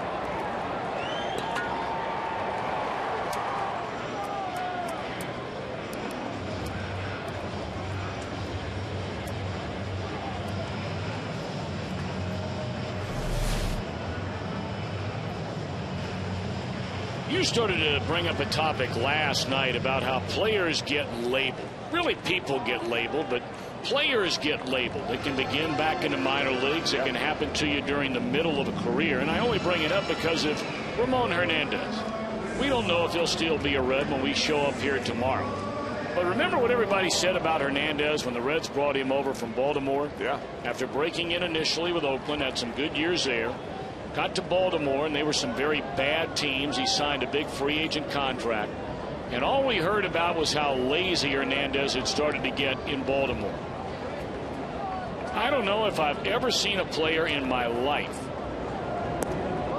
where things that were said about him could not be further from the truth. Yeah, we have seen from Ramon Hernandez since he put on that red uniform. Really, every one of those things was wrong, Tom. You know, I had heard that, you know, he wasn't good in the clubhouse and that he had gotten lazy behind the plate. He stopped moving his body to block balls. I'll tell you what, he's been a leader on this ball club. He's been an excellent example for young players. He's helped guys. I see him, you know, gathering up the pitchers for pitchers meetings. He has been everything you could ever expect. The Reds got a, obviously, you take a look at that deal in retrospect, the Reds got a great part of that deal in that trade. And not a more pleasant guy on the entire team. Exactly. I mean, day in and day out, always a smile, always a friendly hello and a handshake. But that's part of this business. Everybody will go back home tonight, come back to work tomorrow, and when you get to this time of the year, you're just not sure who's still going to be around. And that's on every team. Now, there are guys you figure more so than others. But when you get to players who are very good, productive players, but they're at the end of a contract, and more than likely the organization, you know, just connecting the dots doesn't bring them back for next year. I mean, let's face it. The Reds are looking at the future in Devin Mesoraco.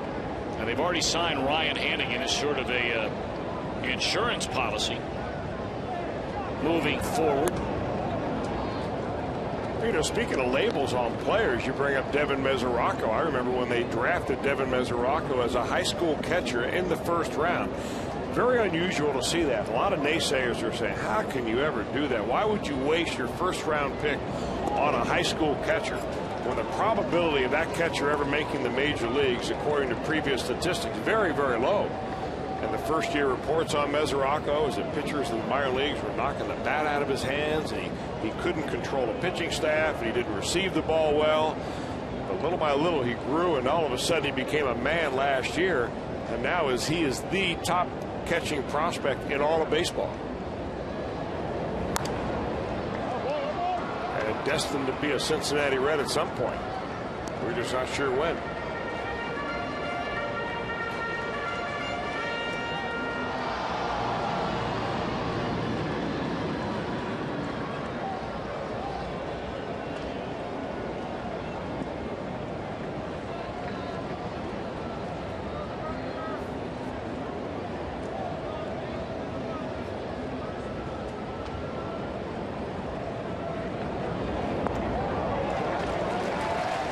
Todd Frazier aboard for the second time today.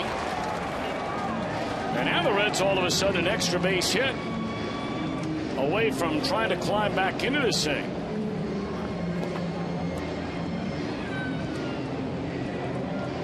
The 100 days of summer sweepstake means 100 days of great prizes. Text SUMMER SUMMER to 37664 right now to be entered for all remaining giveaways.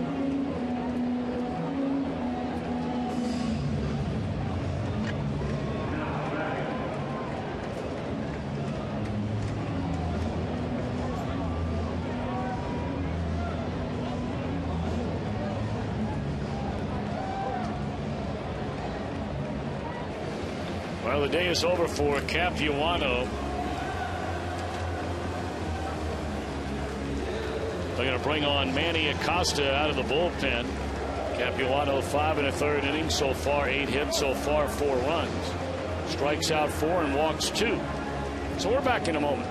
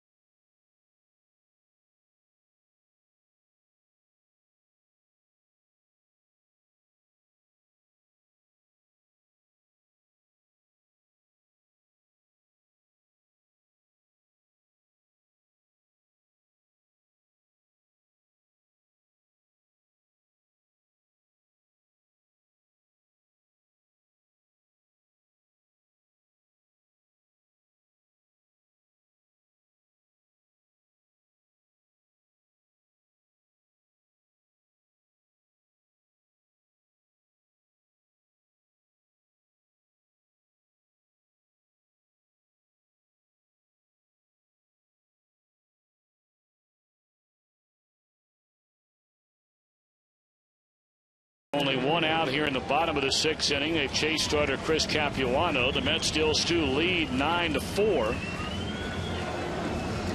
But a chance to get back in it. Here comes Manny Acosta. Yeah, that's why I think that Terry Collins is going to his bullpen right now. He does not want a rally to brew. He doesn't want anything to happen, so he's trying to nip it as soon as he can. Acosta, a 30-year-old Panamanian, formerly pitched in the big leagues with the Braves.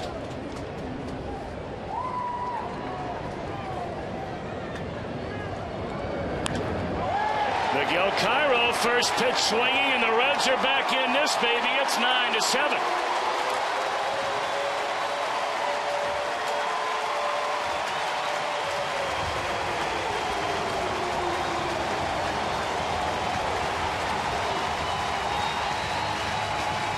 Well, you got to say one thing about Miguel Cairo. When he comes out of the on-deck circle, he's got a plan for every one of his at-bats. He knows that Manny Acosta primarily throws fastballs early in the count, and he is ready.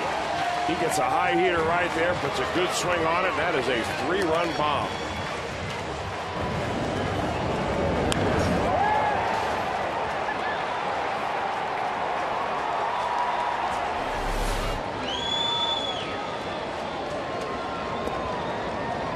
Fours are wild here at Great American Ballpark this afternoon. This is the 4th 4-run inning we have seen in this ballgame. And 4 is the number of pinch hit home runs the Reds have now this year, 3rd most in the National League. Stubbs out on the soft liner to Reyes. 2 out in the inning.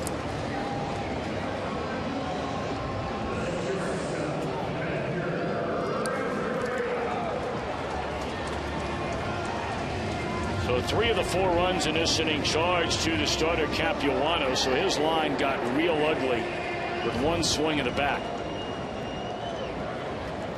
But despite that, he's still on record as the winning pitcher if the Mets are able to hold on. Long way to go, though. Reds right back in this, baby. They've climbed up an awful lot.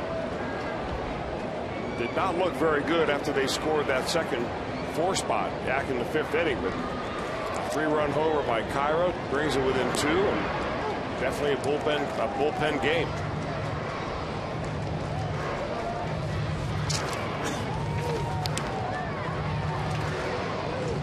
Well, wouldn't it be great fun for those fans that came out here on this toasty afternoon to see this ball club come back and snatch one?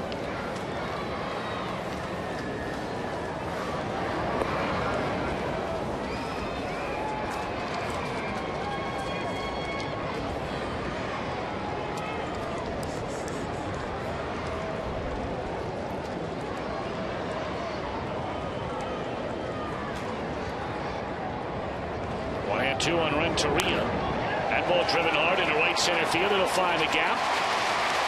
And now the Reds bring the potential tying run to the plate in the form of Joey Votto, who's homered in each of the last 2 games.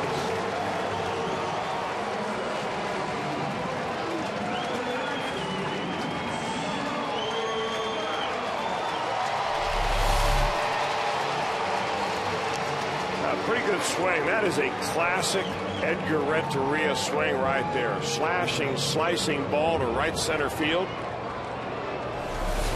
He keeps the rally alive. Remember, the Mets only have 1 left-hander in their bullpen. So Votto will face the righty. And that's hooked down the right field line. It is a foul ball.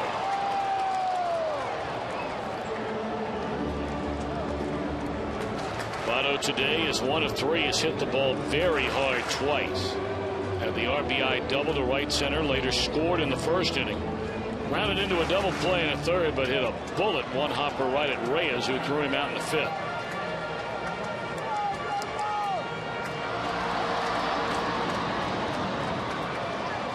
Well, the Mets have action in their bullpen again. Pedro Beato. We've seen him the last couple of nights.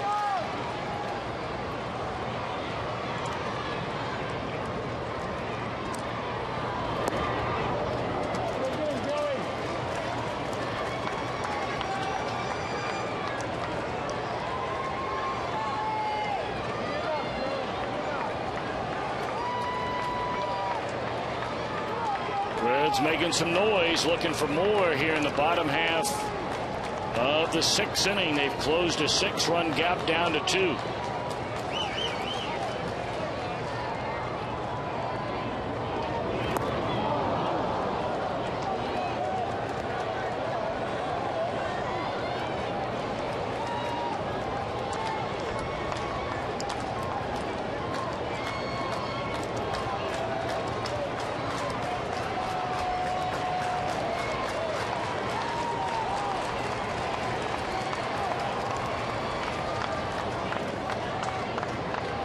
One-two delivery coming. Acosta to Joey Votto, and here it is.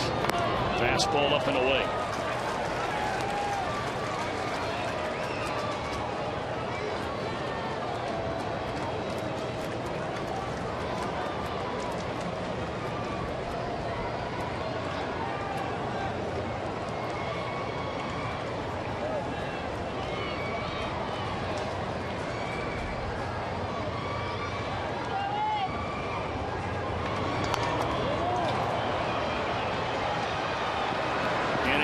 But the Reds score 4 times, 3 on a pinch hit home run by Miguel Cairo. We go to the 7th. Mets 9, Reds 7.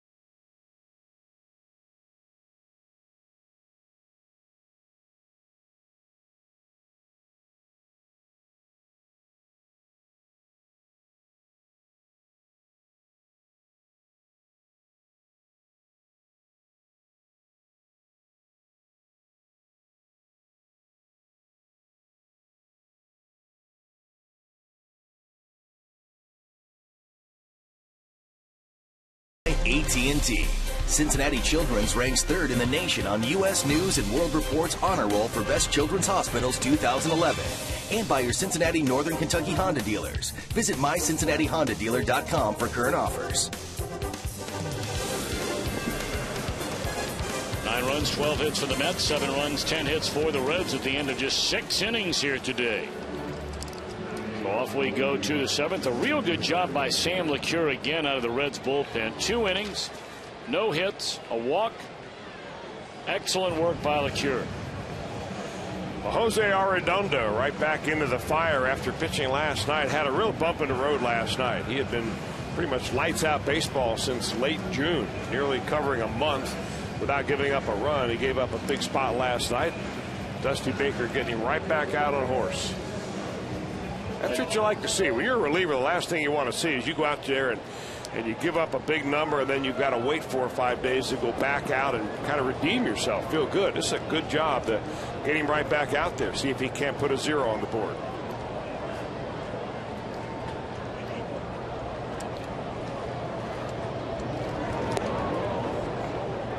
Well, when Arredondo is good, he generally retires the first batter in the inning. You say, well, that's true for everybody. Well, a lot of times it is.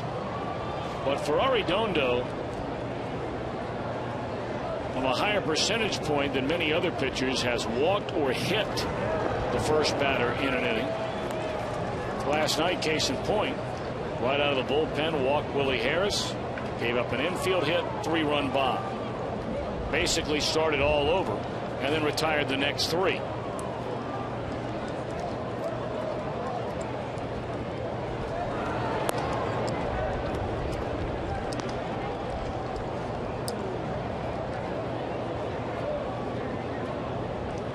Pagan 2 out of 3, had a bunt hit, scored in the 4th inning, knocked in a run with a single to right center in the 5th. In the air, and he should retire the first batter, and does.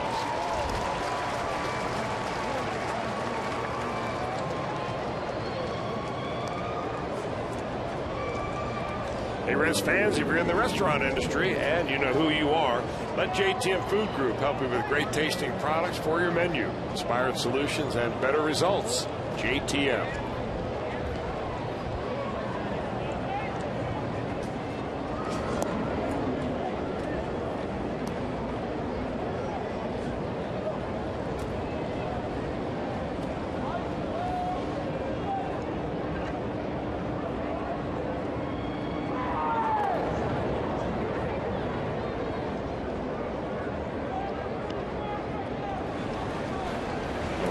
Chapman cranking it up in the bullpen. Arredondo retires the first batter here in the Mets 7th after the Reds get 4 in the bottom of the 6th. And it's a 2-run ball game, and the Reds with 3 more cracks at him.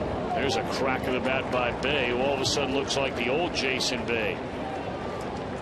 He has just had a terrible year, but a good day today. That's his 3rd hit. He's knocked in 3.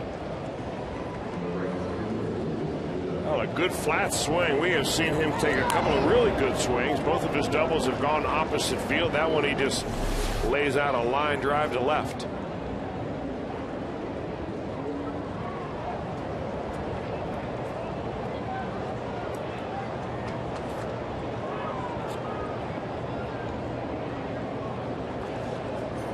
Now Duda's been on base 3 times in the game. He had a single back in the 2nd, a big 3-run double down the right field line in the 4th, and drew a walk in the 5th.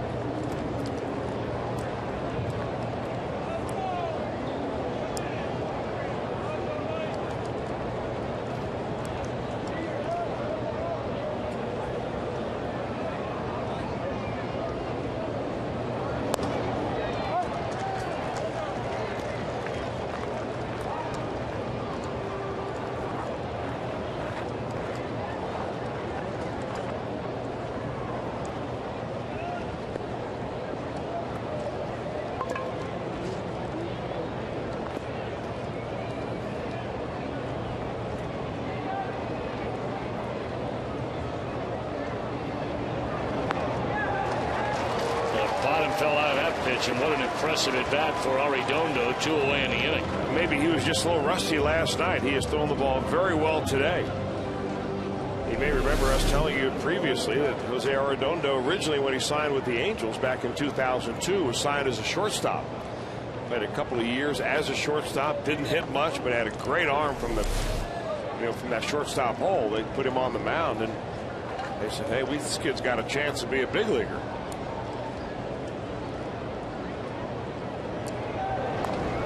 Reds signed him as he was recovering from Tommy John surgery. They rehabbed him,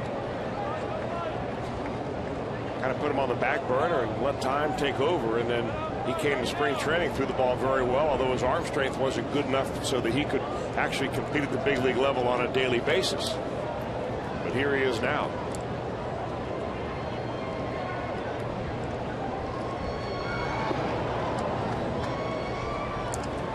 One and one to Josh Toling. They have a pinch hitter, Willie Harris, in the on-deck circle. Acosta still in the game, of course, for New York.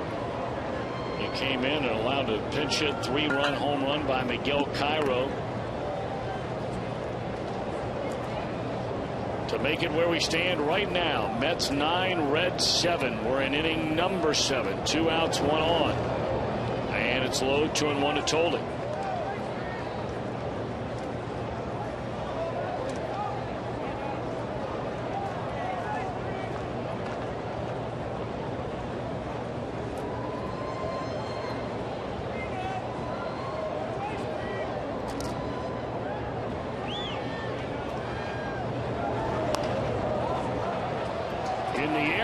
Playable for Frazier, and a good inning of work for Arredondo. A hit a man left. Reds right back at him, trailing by a pair.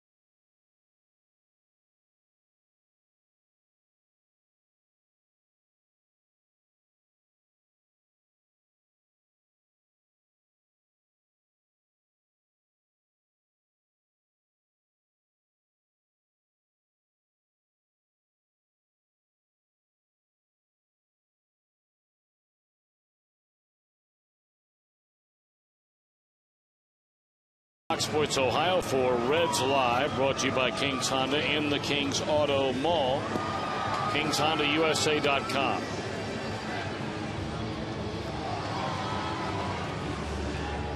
Well, the Reds bats warming up in their last turn with a 4-run 6th inning. And we'll see what they can do over the final 3, trailing 9-7.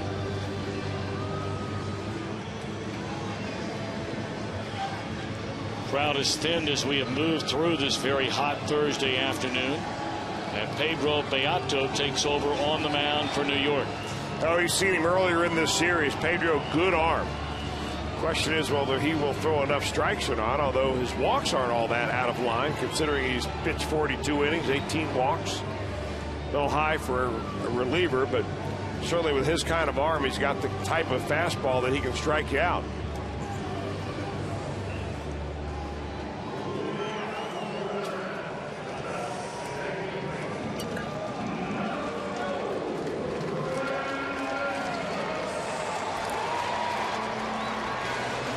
Phillips will lead things off. He'll be followed by Chris Heisey and then Jay Bruce.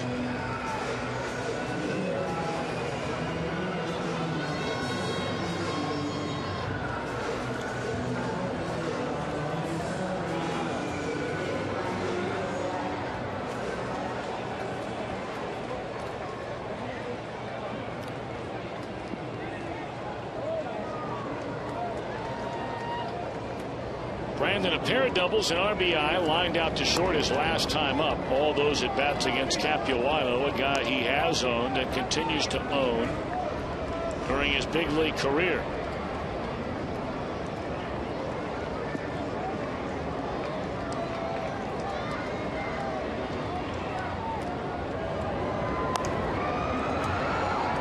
Fly ball into right center field, and over there to get it. Duda one away.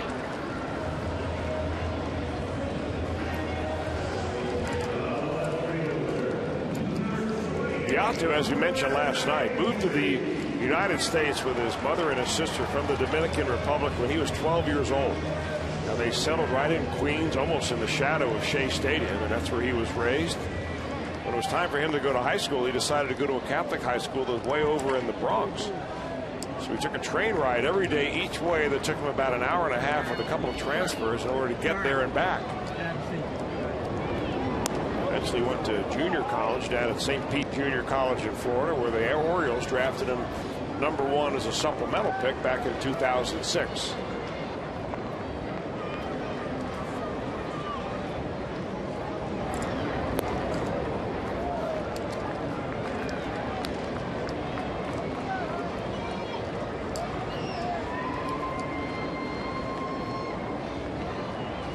Chris Heisey struck out, grounded to short, and tapped one out in front of the plate that Capuano threw him out on to lead off the last inning. That one pulled foul. Oh, it's there down the left field line. Line ball almost straightened out a little bit when it left the bat. We've seen Heisey pull balls like that so frequently. It sort of turned to the left, but that one stayed straight as a board. That's a double. Now, he had a real good angle of his bat on that ball right there. Got out ahead of it, yes, but he was able to keep it fair. He is just so quick on the balls. Of course, that's a breaking ball right there, but he hangs right in on it. That ball hit so hard it didn't have time to hook. All right, so a double by Heisey brings Jay Bruce to the plate. Bruce has walked, flying to right, and had a little flare single into center field and scored his last time up. So now Bruce with a big chance here.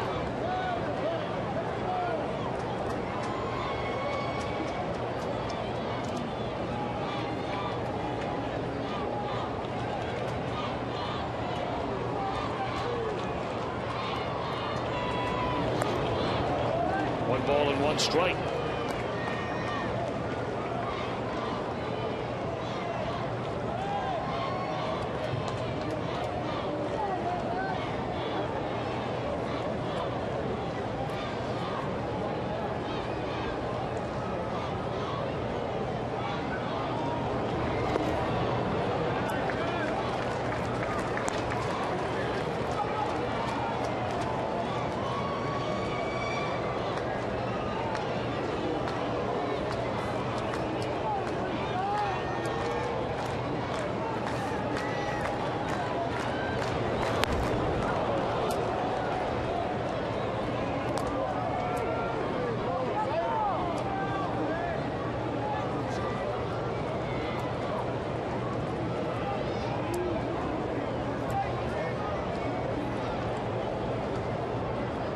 Two and two on Jay Bruce. Runner at second, one out in the inning. The Reds down a pair. Beato a turn and a fake throw back.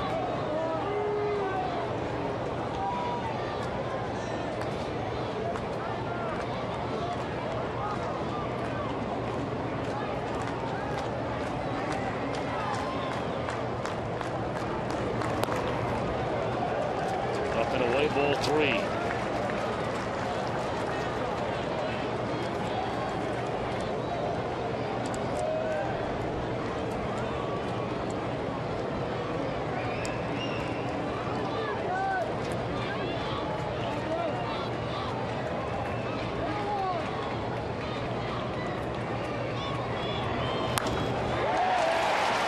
ball shot into the left center field gap.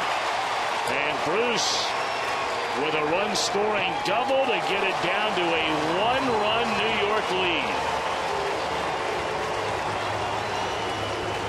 Well, a good thing happens for every pitcher and batter when they keep that front shoulder in there. And Jay Bruce really works on hitting the ball the other way during batting practice. That time he keeps his head and his shoulder in. And a fastball out on the outer part of the plate. He drives right into the left center field gap.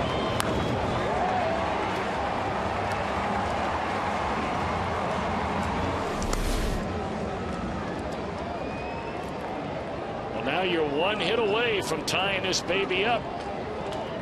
Ramon Hernandez knocked in a run with a double to left center field, later scored an inning ago, and he tries to surprise everybody by laying one down.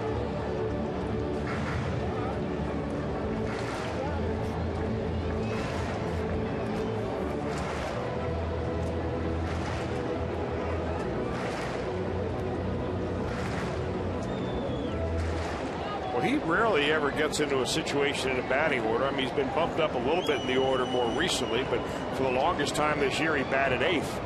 There's no way you're ever going to lay down a punt by surprise when you're in the 8th spot, because you've got the hit pitcher's spot coming up next. I'm surprised he would even think about it there, to be honest with you, with a runner at second base. I mean, he's been a solid clutch RBI man all year long.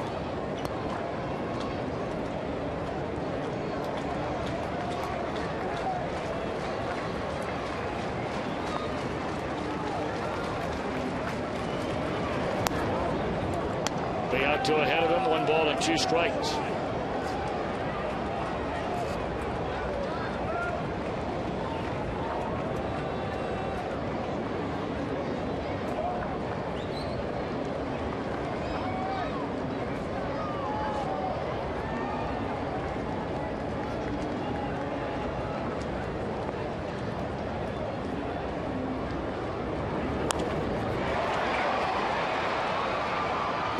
Two-away in the inning on a fly ball to Pagan, and here comes Todd Frazier.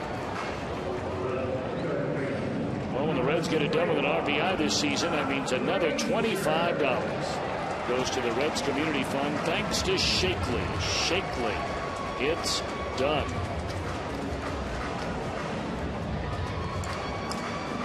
They have Todd Frazier now. You have Yonder Alonso moving his way out of the dugout into the on-deck circle. Reds have a tying run out at second base.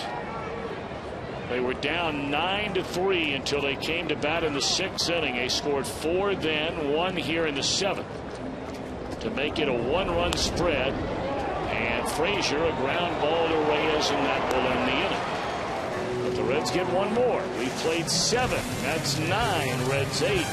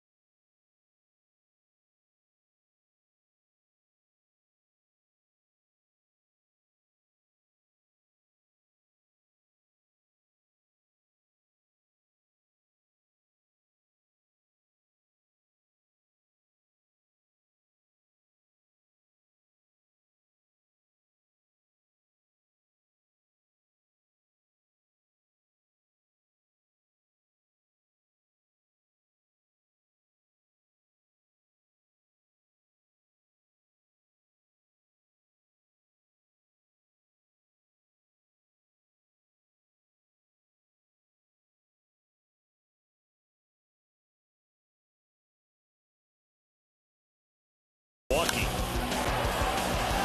Carlos Villanueva a grand slam that we thought for sure had to be the longest home run Brandon Phillips ever hit.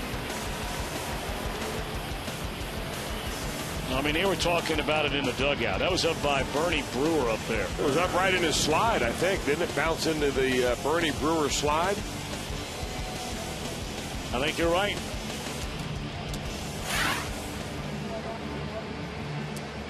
You know, at the end of the year, though, they don't ask you how far, they ask you how many.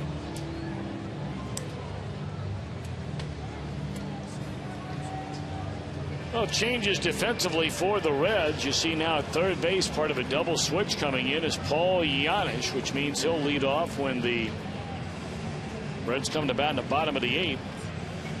With that run in the 7th, all of a sudden it is a one-run game and on the pitch. And man, has he been electric since coming back from Louisville.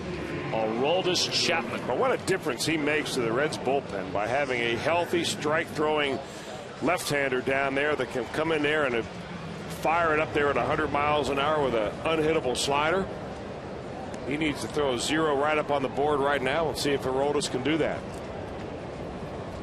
He's the kind of guy, Tom, when you're in the concession line and you hear he's in the game, you get lickety-split right back to your seat. Well, it's the first time we've seen Scott Hairston in this series. Of course, the Reds had his brother Jerry Hairston Jr. with the club a couple of years. Scott, originally an Arizona Diamondback farmhand, their one-time minor league player of the year, has bounced around from team to team in recent years. He's got a lot of pop in that bat. You make a mistake, even with Chapman's fastball, and Hairston can hit it a long way.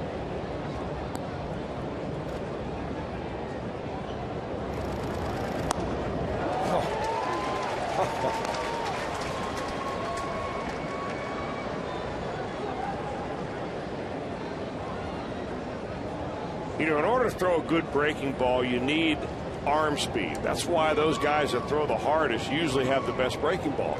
Going all the way back to a guy like Nolan Ryan. So you got to figure Chapman, when he stays on top of that slider, it is nearly unhittable.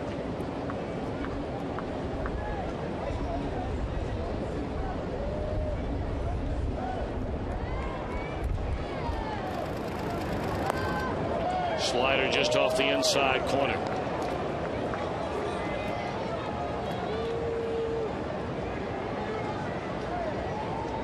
Hairston looking out there almost in disbelief.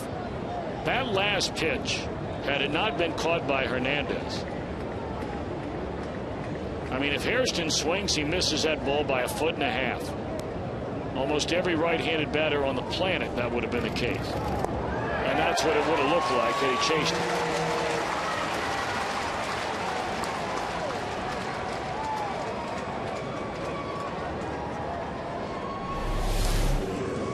Now he finally throws a fastball, and it's at 97 at the bottom of the strike zone. So the good news for Scott Hairston was he got off the bench into the ball game. The bad news, he had to come in and face Aroldis Chapman. Thanks a lot, Skip. Thanks, my first and only AB in a series. Against that cat with an 87, 88 mile an hour slider and 97 gas on the inside corner. That'll loosen you up a little bit. Well, the umpire especially. That's the most scared guy in that operation, not Reyes. Well, John Hirschbeck, you know, he's got to get his head down, obviously, because that ball was over there. He doesn't move his head at all. He feels like he is safely situated right behind Ramon Hernandez.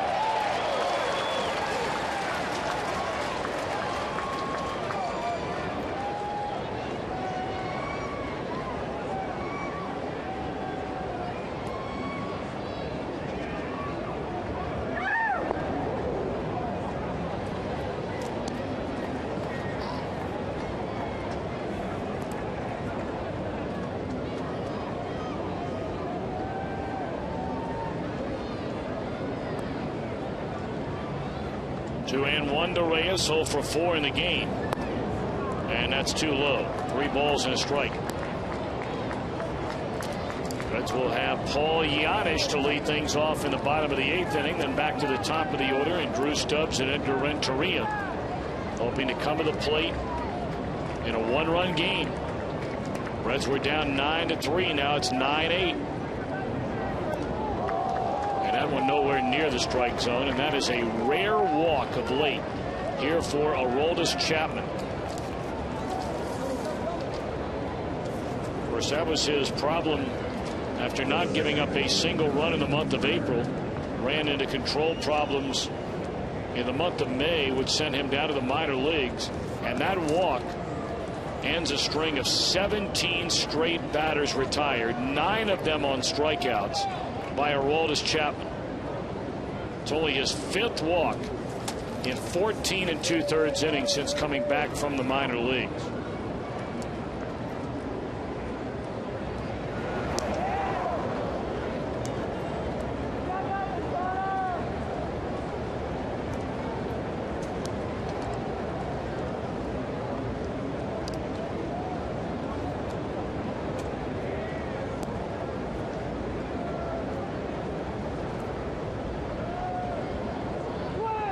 That was the first time all series long that Jose Reyes reaches base on a base on balls.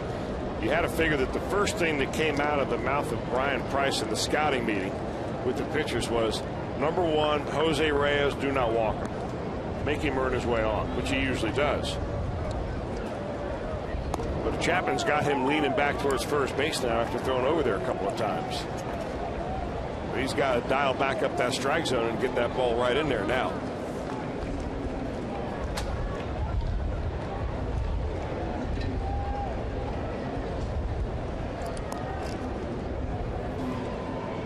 To Justin Turner, and another throw since Reyes, and you knew sooner or later was going to happen. That was a bad throw, but that wasn't so bad that it couldn't have been gloved. It just looked like a half-hearted effort down there to block that ball. You got to know that you got to put your glove on it. How bad was it? Very catchable.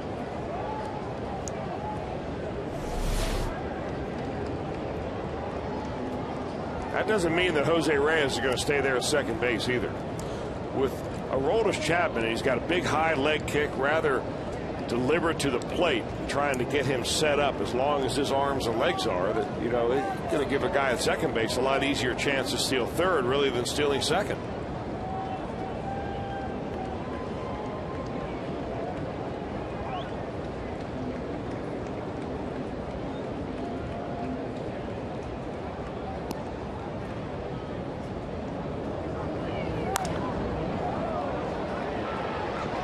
Who's got a good jump on that sinking liner for the second out of the inning.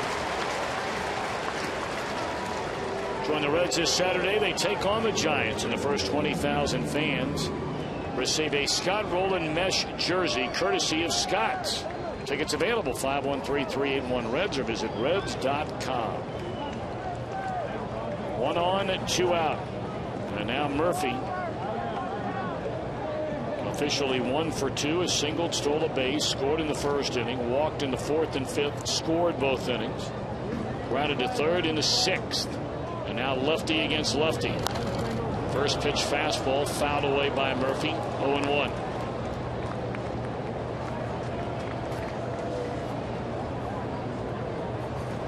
So the at bat to Hairston started with a first pitch strike. It didn't last long.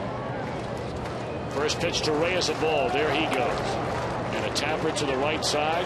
Every batter Chapman starts with strike 1 in the inning. He takes care of. No sweat. Reds bat in the 8th. Down a run.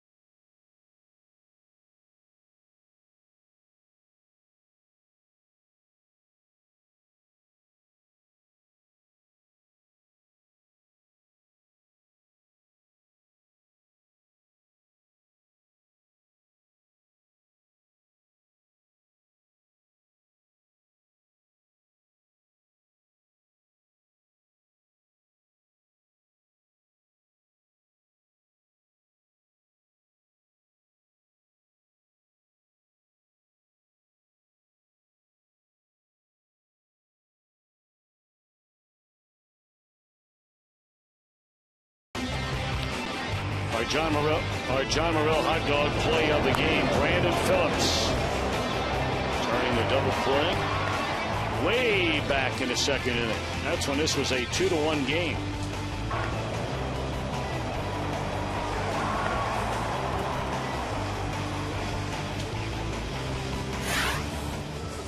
Well, now it's a 9-8 game with the Mets in front.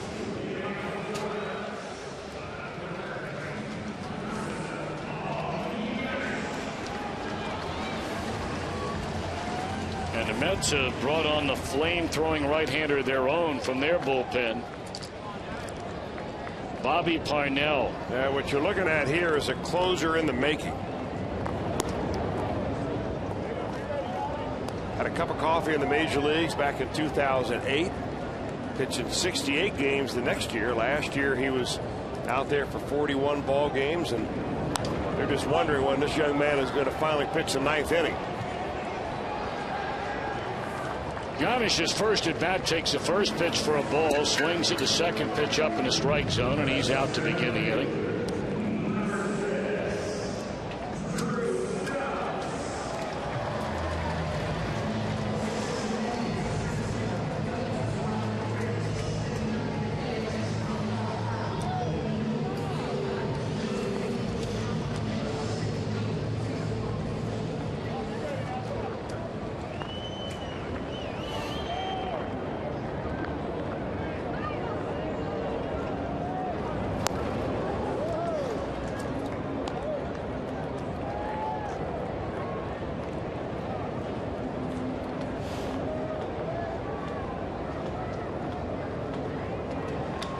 Drew Stubbs about it.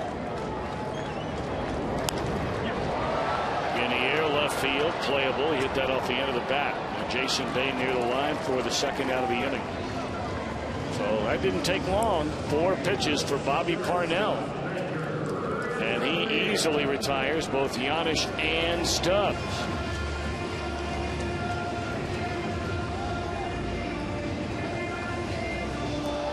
So that'll bring Edgar Renteria to the plate, who's had a good day offensively. 2 out of 4, doubled into right center his last time up.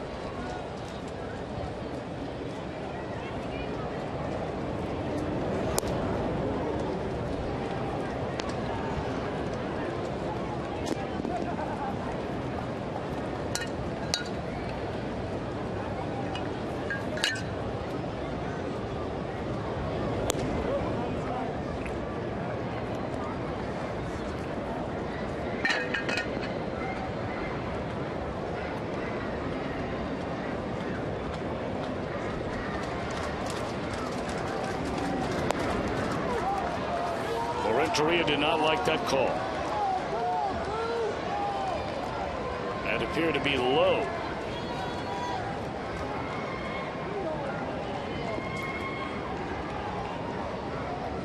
One and 2 to Renteria. And that'll end the inning. An 8-pitch inning for Parnell. We go to the 9th with the Mets still leading 9-8.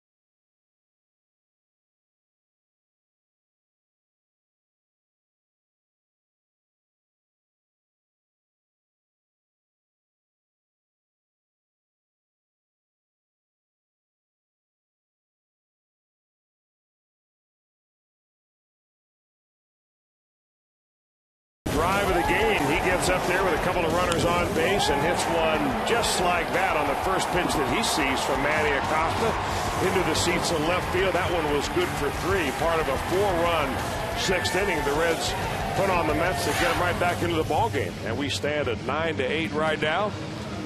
And a new Reds pitcher on the mound in Logan Ondrusek. Boy, the Reds have come a long way. Wouldn't you love to see Ondrusek just throw another 0 on the board? Now the Reds come back and snatch one away from the Mets in the 9th inning.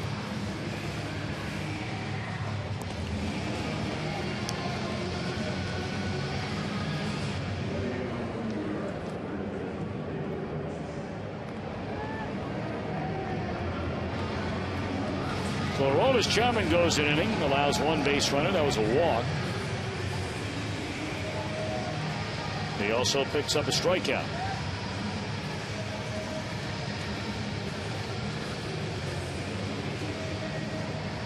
So Ondrusek now to face David Wright on Hal Pagan and Jason Bay in the New York 9th inning. Reds trying to come all the way back from 6 runs down after the Mets scored 4 in the 4th inning, 4 more in the 5th. All 9 runs, by the way, the Mets scored today, charged to the Reds starter, Homer Bailey. In fact, the Reds bullpen has only allowed 1 hit over 4 innings. LeCure went 2, walked only 1 batter. Arredondo allowed a hit, no runs. And then Chapman, a strikeout, a walk, no hits, no runs. So now Ondrusek. There's a broken bat, roller to short. Charging Renteria, throws on the run. Nice play, 1 out.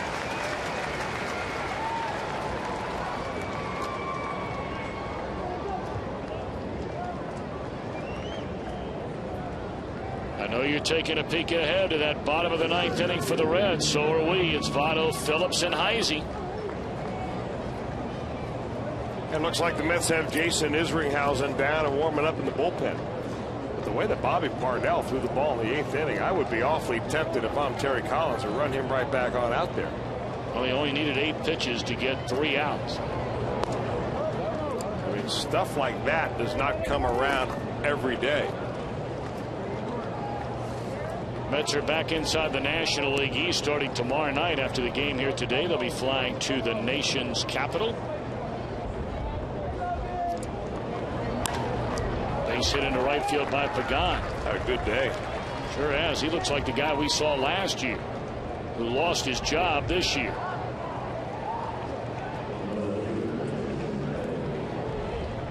Milwaukee in the 5th trying to sweep the Cubbies. They have a 3-1 lead. A game at the end of 4. Pagan 3 out of 5 today, has knocked in a run, scored twice. And here's Bay, who has 3 hits, 2 doubles, 3 runs batted in.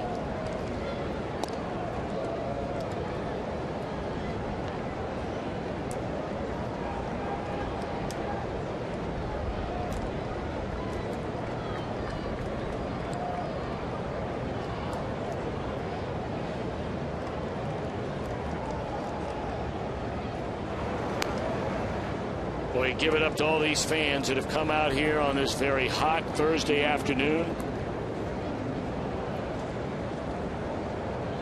Many of them still hanging around. A lot of them have left.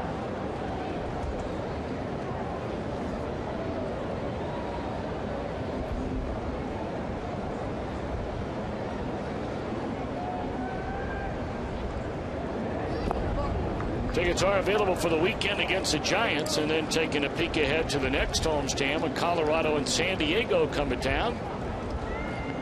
Why not come on down and spend a day at the Yard? Or a night.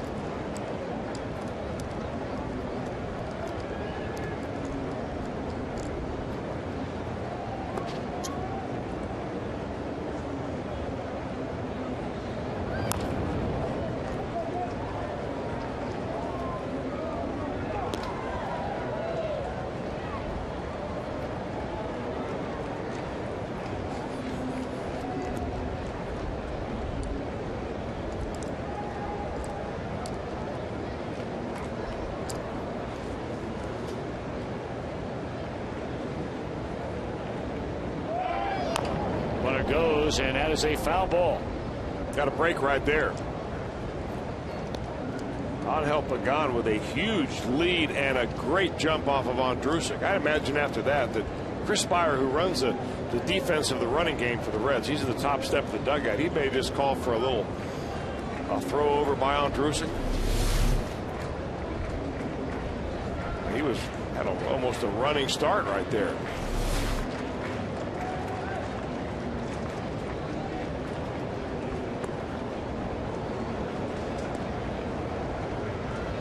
You know, you're not going to pick him off, but all you're trying to do is shorten that lead a little bit.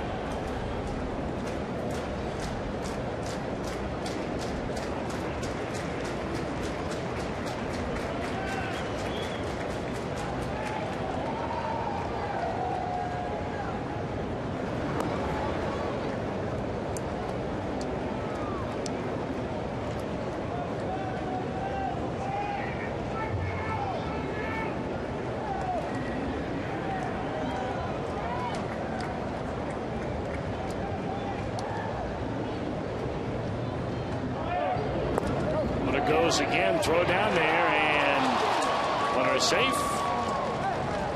That would be a stolen base for Pagan, his 19th and 23 try. Well, that's a tough play for a second baseman or a shortstop. Whoever's covering the bag, when that ball begins to drift right into the path of the runner. Same type of play where Zach Cozart was injured with that hyperextended elbow. You see Brandon Phillips had that ball and the runner get there just about the same time.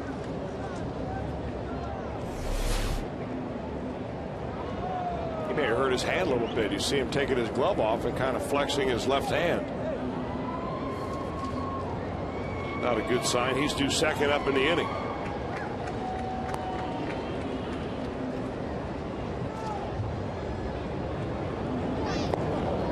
And here's ball 4 to Bay.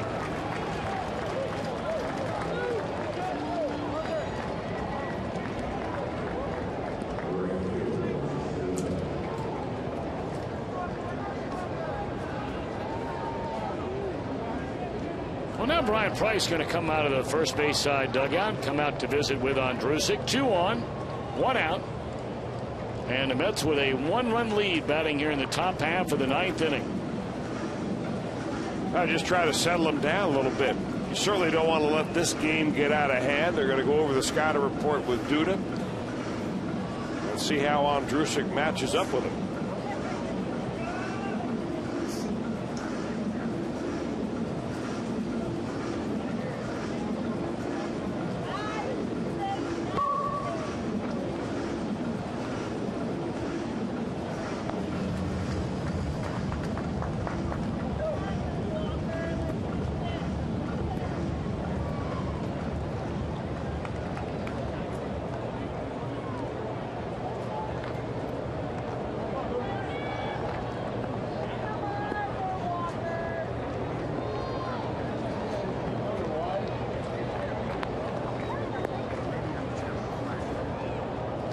Dude in the box, and there's ball 1.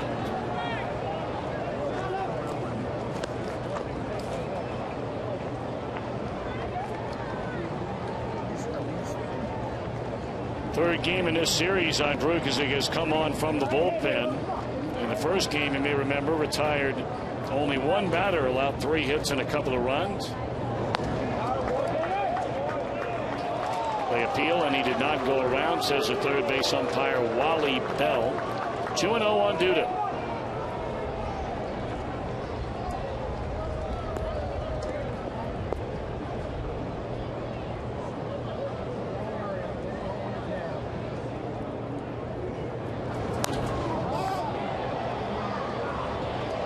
That ball's out of play, and it's 2-1 on Duda.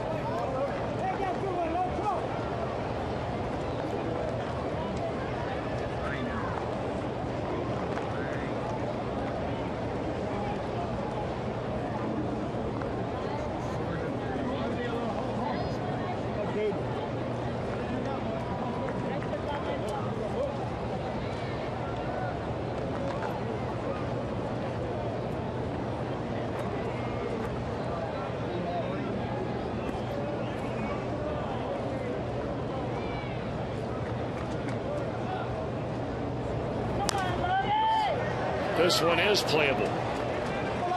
Foul territory for Giannis, and that's a second out in the inning for Logan Ondrusek with one more to go.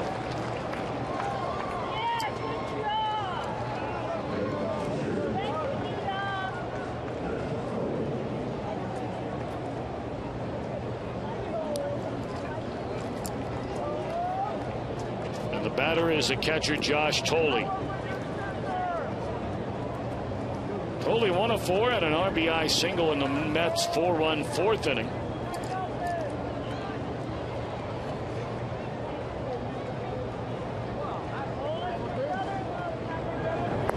Strike one.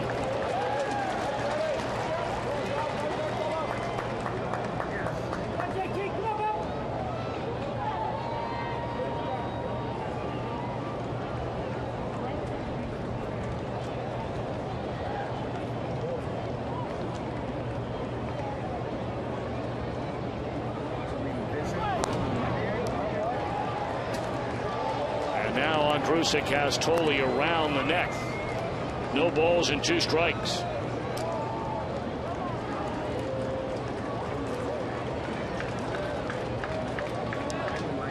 See if Logan can put him away and give his team a chance. Down by a run in the bottom of the 9th inning. Mets have 2 on, 2 are out. 0-2 on Thole. And we'll do it once more.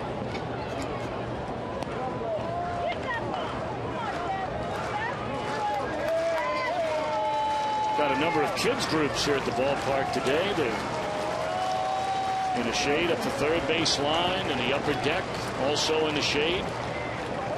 And they're rooting hard for Ondrusek here in the 9th inning. And it's 1 ball and 2 strikes.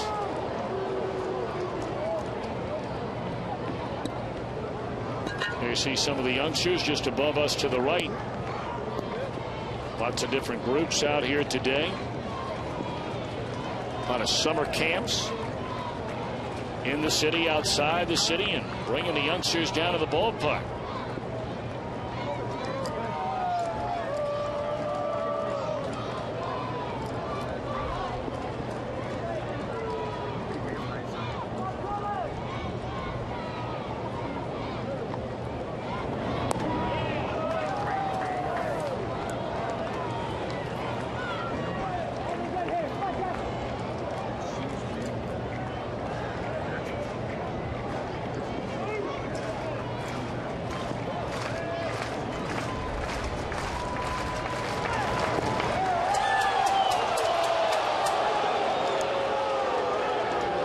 I think Ondrusek felt that ball could have been called a strike.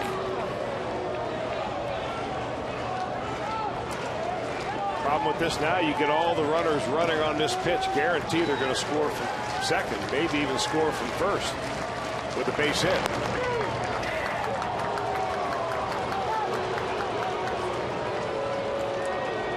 Ondrusek walks Thole after getting ahead of him at 1 ball and 2 strikes, and now he'll face a pinch hitter, Willie Harris, with the bases loaded and 2 away in the inning. That's 2 walks here in the 9th for Ondrusek.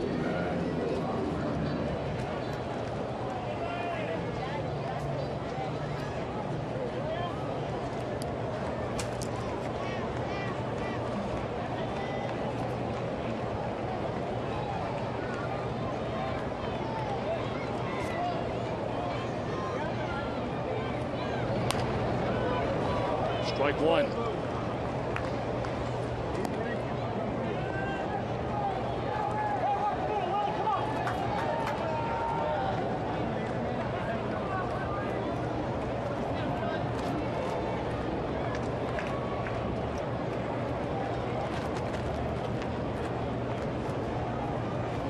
One-run lead for New York. They have them loaded with 2 away. And now they have a 2-run lead.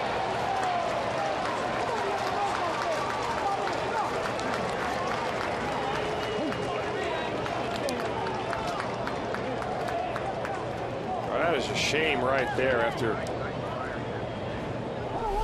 struggling with that splitter. The command of that, he just tries to bury that cutter down in the zone and just stays right on top of it and runs it right by Ramon Hernandez.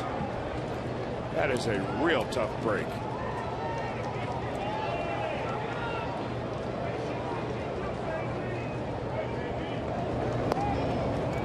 course, it is a tough break, but when all is said and done, you had a runner at second. There was one out in the inning. You walked the batter. You got a second out. You got ahead of the next guy 0-2, and you walked him. Who was the number 8 hitter, batting 2 1/4.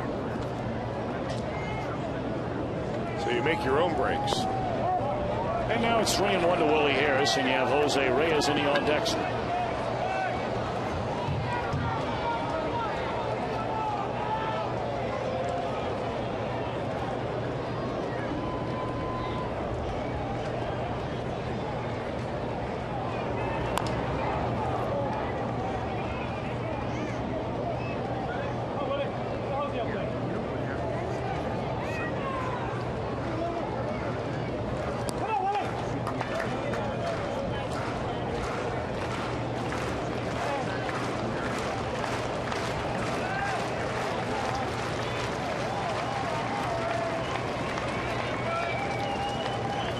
To the count on Willie Harris off the New York bench with runners at second and third and a big run in. A 1-run game has become a 2-run cushion now for Jason Isringhausen.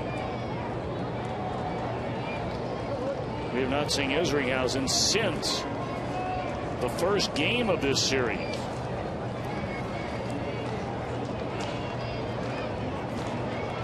He came in with a 4-2 lead in that one.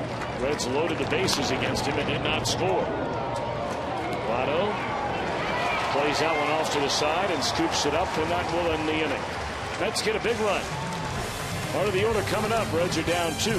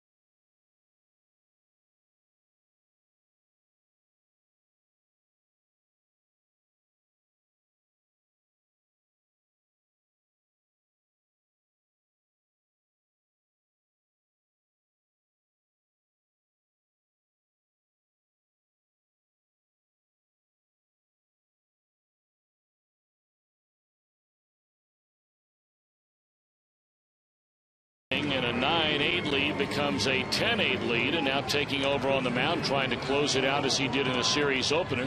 It's been an amazing comeback story for Jason Isringhausen. Well, he has 3 saves on the year, does Isringhausen, and he is looking for number 4, the veteran whose career started in 1992. Jason Pridey, we saw him in center field the first couple of games. He'll take over in right field as Isringhausen now comes in for the 14th time. His first taste of the major leagues was back in 1995. He started the season in AAA, promptly went 9-1. The Mets called him up, and he went 9-2 in the big leagues from there. 18-3 of that year, and that's the beginning of a long and storied major league career that has 296 saves. Joey Votto, first pitch swinging straight away center field, and it is gone. A home run for Votto to bring the Reds again within a run. How big is that run the Reds gave up in the top of the ninth on a wild pitch?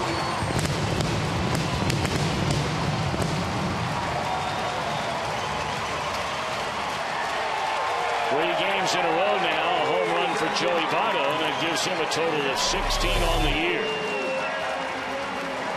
It's kind of a fast ball up. Joey just trying to put the good part of the bat on it.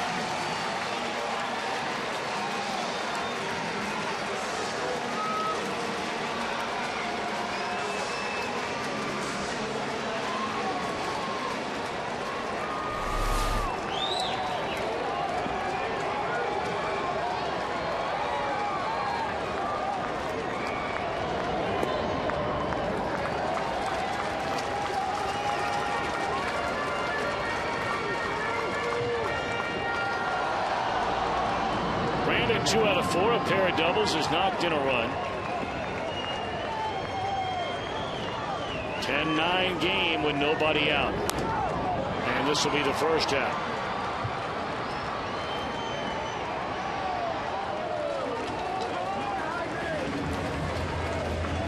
Isringhausen last year actually signed a contract with the Mets, or with the Reds, a minor league contract. Was down in Louisville.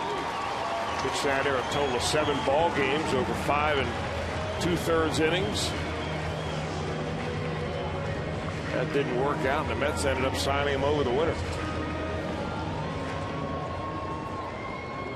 Unbelievably here, despite the fact that they're trailing, the Reds have had 10 extra base hits in this game. 10 of them.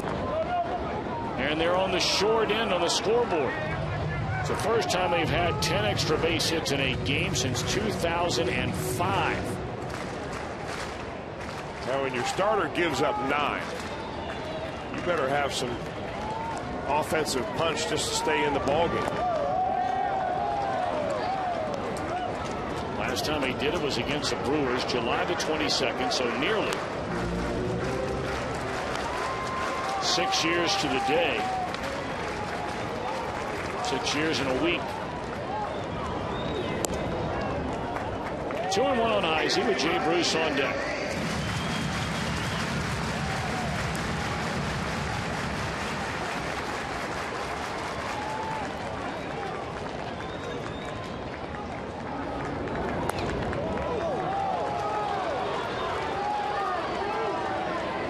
Heisey didn't like that pitch. Immediately put his head down, looked like he said something to the home plate umpire, John Hirschbeck.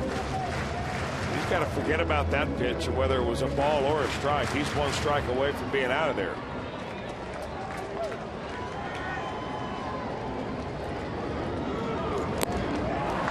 And that he is, and the Reds are down to their final out.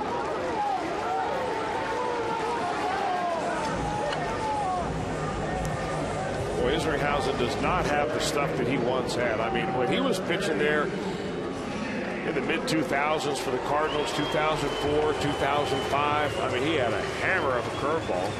He was racking up nearly 40 saves a year, had 47 in 2004, had 39 in 2005.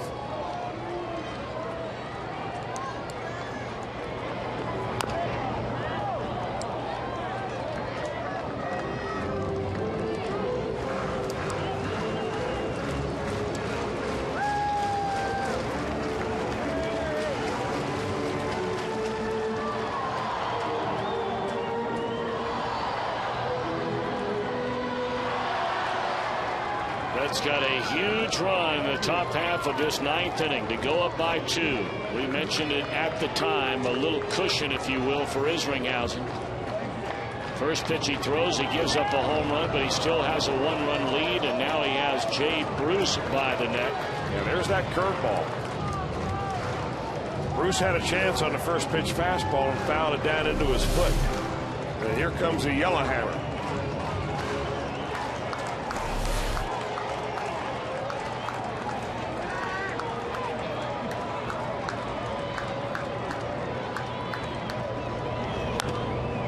Fought off out of play, and it's 0-2 on Bruce.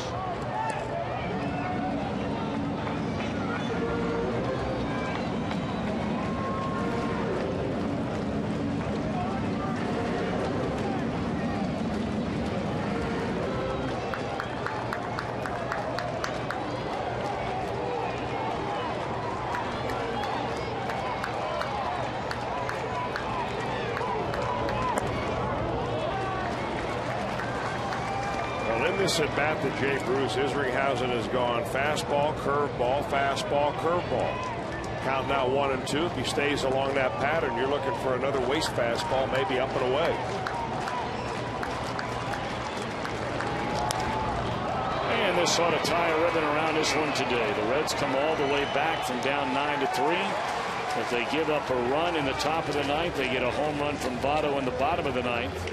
But not enough. 10 extra base hits on this day for the first time in a game for the Reds since 2005. Really a tough game for the Reds today because they came back. They showed a lot of heart to come back into this ball game and play hard, despite the fact they got into a huge hole. 9-3 at one point this ball game was, and they came back. And you know what they've shown themselves to be, though, is not a team that is very good in the fourth game of a series. They are now 0-9 in the fourth game of a four-game series. Unfortunately, this one completed a sweep by the New York Mets. They'll head to Washington. The Reds will host the Giants. Got to strap them up and come back and get them tomorrow. Well, we're looking forward to being here tomorrow night. We invite you to be a part of it with us tomorrow night. Come on down to the ballpark if you have nothing going on. Should be a beautiful night for baseball.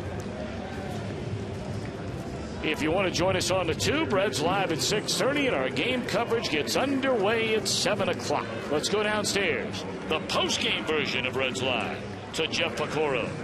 Well, thank you very much, Tom.